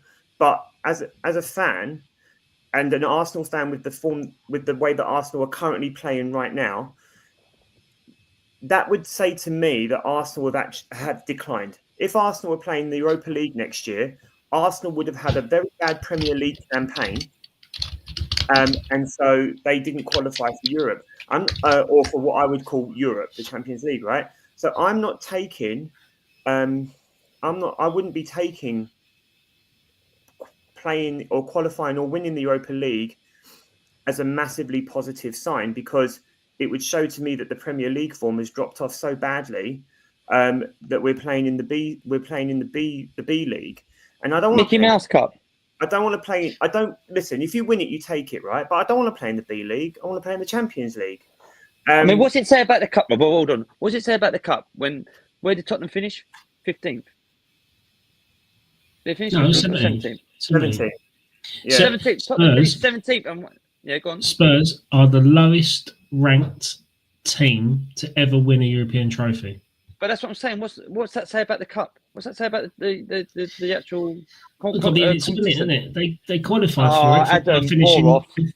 Listen, they qualified. Mate. They qualified for Adam, it because they finished top 6 the season before. Wait, Cal. But if Tottenham finished in the top 6 and they got the Europa Conference League, that to me spells decline. Tottenham were finishing higher than Arsenal in the league, however many seasons in a row, qualifying for the Champions League every year, right? And now all of a sudden they're playing in the Europa. They're playing in the Europa League. That's a decline, and they won it. They've won it, right? And they're going to play in the Champions League next year, but they're going to attract who. I honestly think they're going to struggle in the Champions League next year. I've no doubt they will, Rob. And I don't think, although they will be able to sign players because of that, they are not going to be able to sign the level of player. Not in this first dip in of the Champions League, because they might qualify for the Champions League next year. Like Big Ange said, season 3 might be better than season 2, right? It might be. So season 4 is. At the moment, I can't see it. I can't see it at the moment. I'd be surprised if he's doing a job in September at the moment. But I just can't see them being able to attract the personnel that's going to make that team massively better. And I just wouldn't trade it. I would not trade where Arsenal are for that trophy. I still think Arsenal have had a better year. And I think their recruitment is going to be better because of it. Could you imagine, let's just say hypothetically, we do sign Gyökeres, and then we also have Watkins off the bench. I'm sorry, I'm still taking both of those over Solanke. But also, you talk about attracting players. Would you rather go to Tottenham or Man United at the moment, who both got to a final, or would you rather go to Arsenal? Adam, like I'm asking. You're asking me. Sorry. You're Bowen. Where are you going? Yeah, I'm going. Yeah, where are you going? If I was Bowen, I said this before. He goes Man United. That's because you can't get your head stacker, innit? But Adam. So No, even with the you know why. But if you said another player, if it Kudus, right? Kudus will go Arsenal over all of them. But what Kudus I'm asking, will go Spurs over Man United. Adam. What I'm trying to ask though, with the season they've had, right? Who would you rather go to, Man United, Tottenham, or Arsenal? You go Arsenal, didn't you? That's a no-brainer. That's what I'm trying to say to you though. Like them two have both got to a final, but you wouldn't want to go and pay for them, would you? Sorry, say it again. They both got to a final. Tottenham and Man United both got to a final. Let's say that even Chelsea, right, all got to a final. Yeah, two of them won something. Who would you rather go to? With Arsenal in there, you'd rather go Arsenal. I'm sorry, like of course you would. Look, it's no brainer. Of course you'd go Arsenal because you're more of a stabilised club than the other three. But you've got a process. You've got a structure. Whereas Spurs are like Spurs are a young squad. This is why mate. Tabs make so much sense. What's Tabs said? Get tabs on. What do you say? Put the thing on the last one. Put the thing up. The last one that Tab said. No, yeah, exactly. No, was there another one? No, yeah, that one. Who's ETH? Eric Ten Hag. Eric Ten. Yeah, exactly. I agree. He's at Leverkusen now. I know. I reckon he'll be all right there. Yeah, I think they'll win it. I think they'll win it with him in charge. I think he's a great manager, Eric Ten Hag. It's just the club that's not dysfunctional. I think Eric Ten Hag winning the League Cup and the FA Cup, and I think if he stayed in charge of Man United, he probably would have won Europa League because he knows how to win trophies. Badly, but he knows how to win trophies. But the thing is with Man United, because they've got no European football, they've had no trophies this season, they're in the shit. They're going to have to sell. They are in the fucking shit this year. Cal, you having Bruno? Yep. You having Bruno Fernandes at Arsenal? He won't come to Arsenal. But Rob, it's time to bring out. It's time to bring out. Let's all laugh at Man U. Let's all laugh at Man U. Go on, do it for our listeners. I haven't got a monologue. I'll prepare it for next week. No, but like at the end of the day, like with Spurs, I know you don't like these. Hold on. Adam, do you know they lost in their first pre-season away in Asia? Asian All-Stars. And then they did an open bus. I know. Oh no. They got booed out the stadium apparently as well. Yeah, I heard about that. Yeah, they got booed. They got the guy who scored was a part-time teacher. Well, Aaron Maguire's a part-time defender, so it's no difference there, is it? But the thing, to get back to Spurs, right? Sorry. Yeah. I know you don't. Yes, they won Europa League. That's fine. They won the competition that they rightfully qualified for. So now they're in the Champions League. When you're talking about qualifying to the top competition, I mean, if you win the Premier League, you qualify for Champions League, right? But now you've got to finish top 6 to be in the highest caliber competition, which is what alluding to the European Super 6 thing that you was talking about on your comments earlier, Rob. Yeah. Right. So does the Champions League now feel diluted because it's got too many teams that can qualify for this competition because the overall coefficients is in England's favour rather than the club's favour? But also the Champions League is a qualification trophy as well, because if you win that, you get to play in the FIFA Club World Cup, which is now deemed to be the golden egg. Yeah, good point. It almost feels like there's this next level of football that we're yet to really truly witness until a few weeks' time when you're playing teams. We've never been in it. We've never been in it. We've never been in the FIFA Club World Cup. No, it's a good point. Yeah, it's a good point. So it's it's really hard to kind of. The thing is, here for us fans, for us fans, right? All we've ever known is Premier League and Champions League, because that's all we've ever maybe not Champions League, but maybe all we've ever been able to win, right? And as you just said, when you think of it actually as the next tier, and what's going to happen in the next couple months or next month or something, we've never, obviously, as an Arsenal fan, we've obviously never experienced that yet. So our pinnacle is still Premier League and Champions League. Do you know what I mean? And that's like the holy grails. Where, as you just said, for maybe clubs like Real Madrid, or Barcelona, or the big. Even though I see things, I like to think Arsenal as a big club, but then when you sort of put it in that perspective, is it, as you just said, is there another tier where you go, well, actually, they're expected to win Champions League and expected to win the Premier League? Their national top league to play in this Super Cup, where they get 40 million to spend straight away, and if they, what's the prize money if they win it? Do we know that?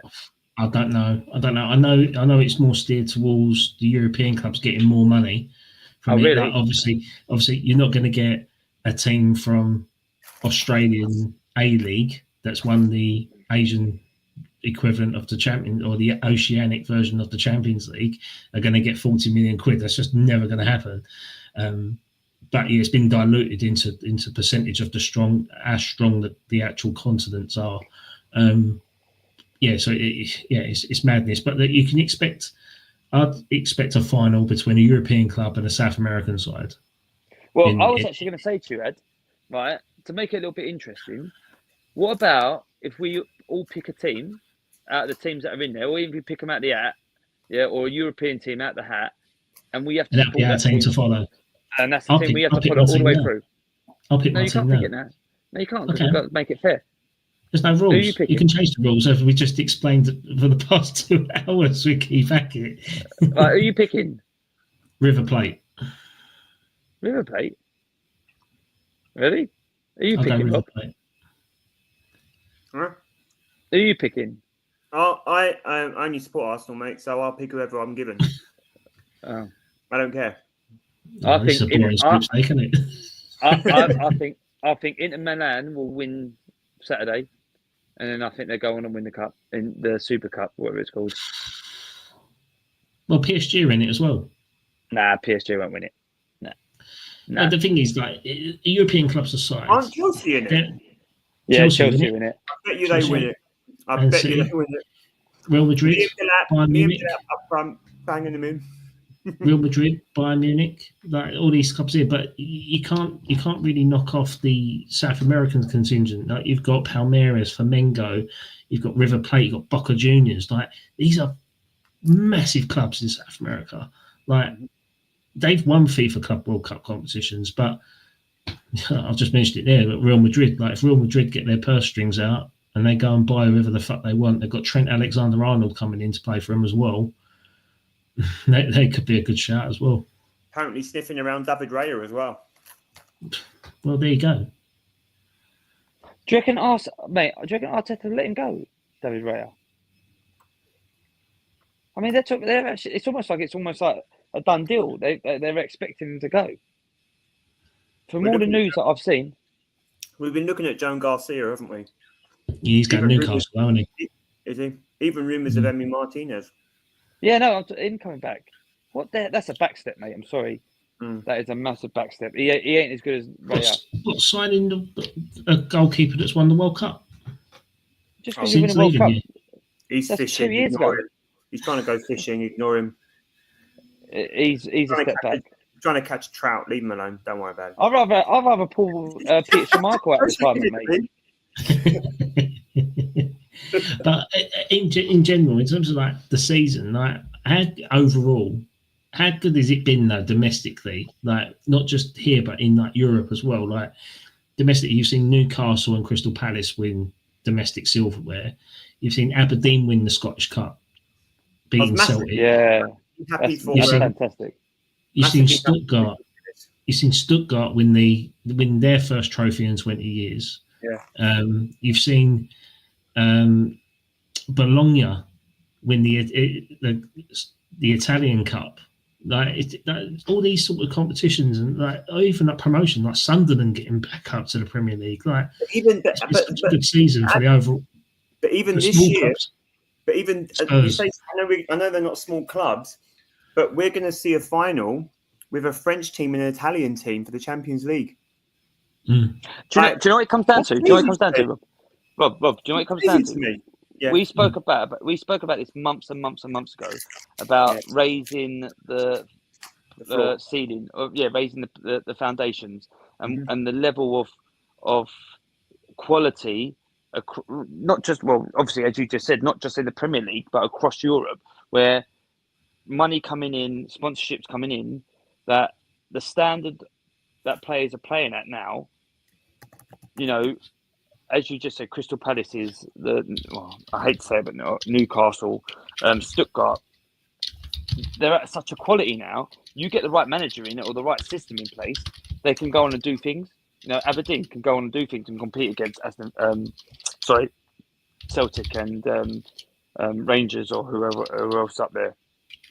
This is what we want. This is what we want, isn't it? And this is again why I always say the Premier League is the best league in the world, because the standard is so much higher.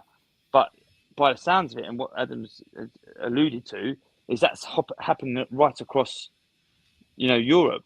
You know, and that's only going to be more exciting, and it's only going to open up players to be bought and sold and brought in who can go and do a job or do more than a job if they're given the opportunity and got the right people around them, right system, right manager around them. So, you know, going back to this transfer window, you know, I know we've got our targets, Arsenal have got, but with our transfer system and the people that we got in place, you'd like to think they've got an A, a B, a C, a D that can also come in and go on and do them things. And as a West Ham fan, surely you've got to be sitting there going, you know you've got players definitely leaving, 100%. Yeah, you know, Ings, who's on £25,000 a week, whatever you like to tell us every week. You know, but you know, you got Kudus and all these other players, but you'd like to think that you've got A, B, and C, D that can come in who are just as good, because that's where the standard is now. The standard is so much higher. You talk about, you know, only 0.01% people make it as a professional. I'd probably like to say it's probably even a lower percentage now, because the standard is so much higher, isn't it? Yeah. I can't even read that. What's that saying? It's a shame it's the best league because of imported players. Yeah, it's definitely a good topic to discuss in the off season. Yeah, do you know that could be a whole episode, couldn't it? Blimey, weren't expecting this one. What's that? My Uncle Gary's even viewed in. Cheers, Gary. Soapy. Interesting stat. This is the story about my Uncle Cal. I told you earlier about him featuring in Match magazine, where he saved 3 penalties. Yeah, that's him. Oh, nice. Well, congratulations, mate, on that. Adam's got it on his wall in his bedroom.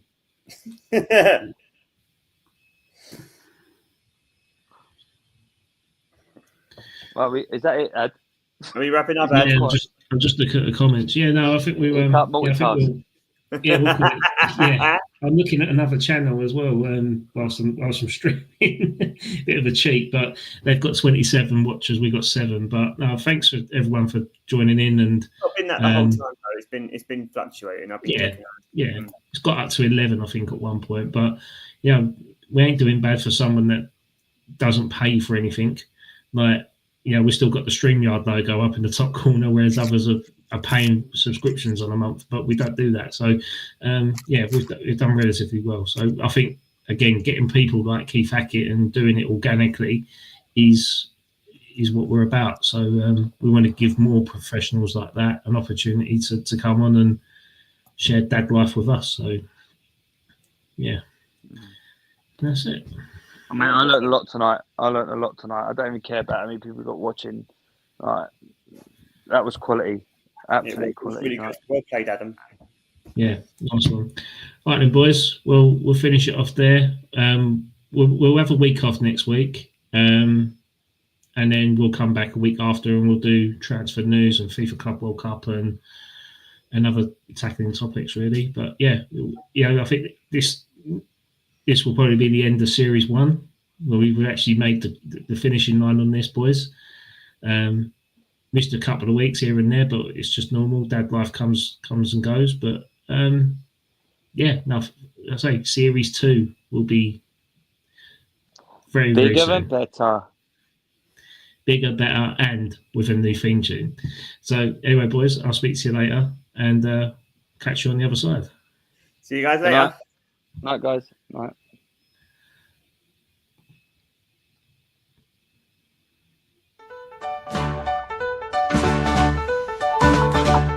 Oh, we will laugh and we cheer and we spill a bit of beer. Raise a glass to the past and the mates who ain't here. From Highbury to Upton Park, it's now Ashburton and Stratford for a lark. It's the Old Dad's Our Job podcast, the heart of the game.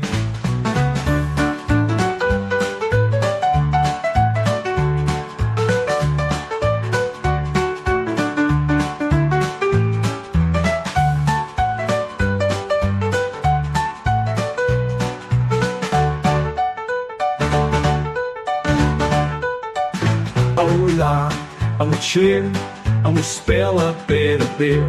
Raise a glass to the past and the mates who ain't here. From Highbury to Upton Park, it's now Ashburton and Stratford for a lark. It's the Old Dad's Our Job podcast, the heart of the game.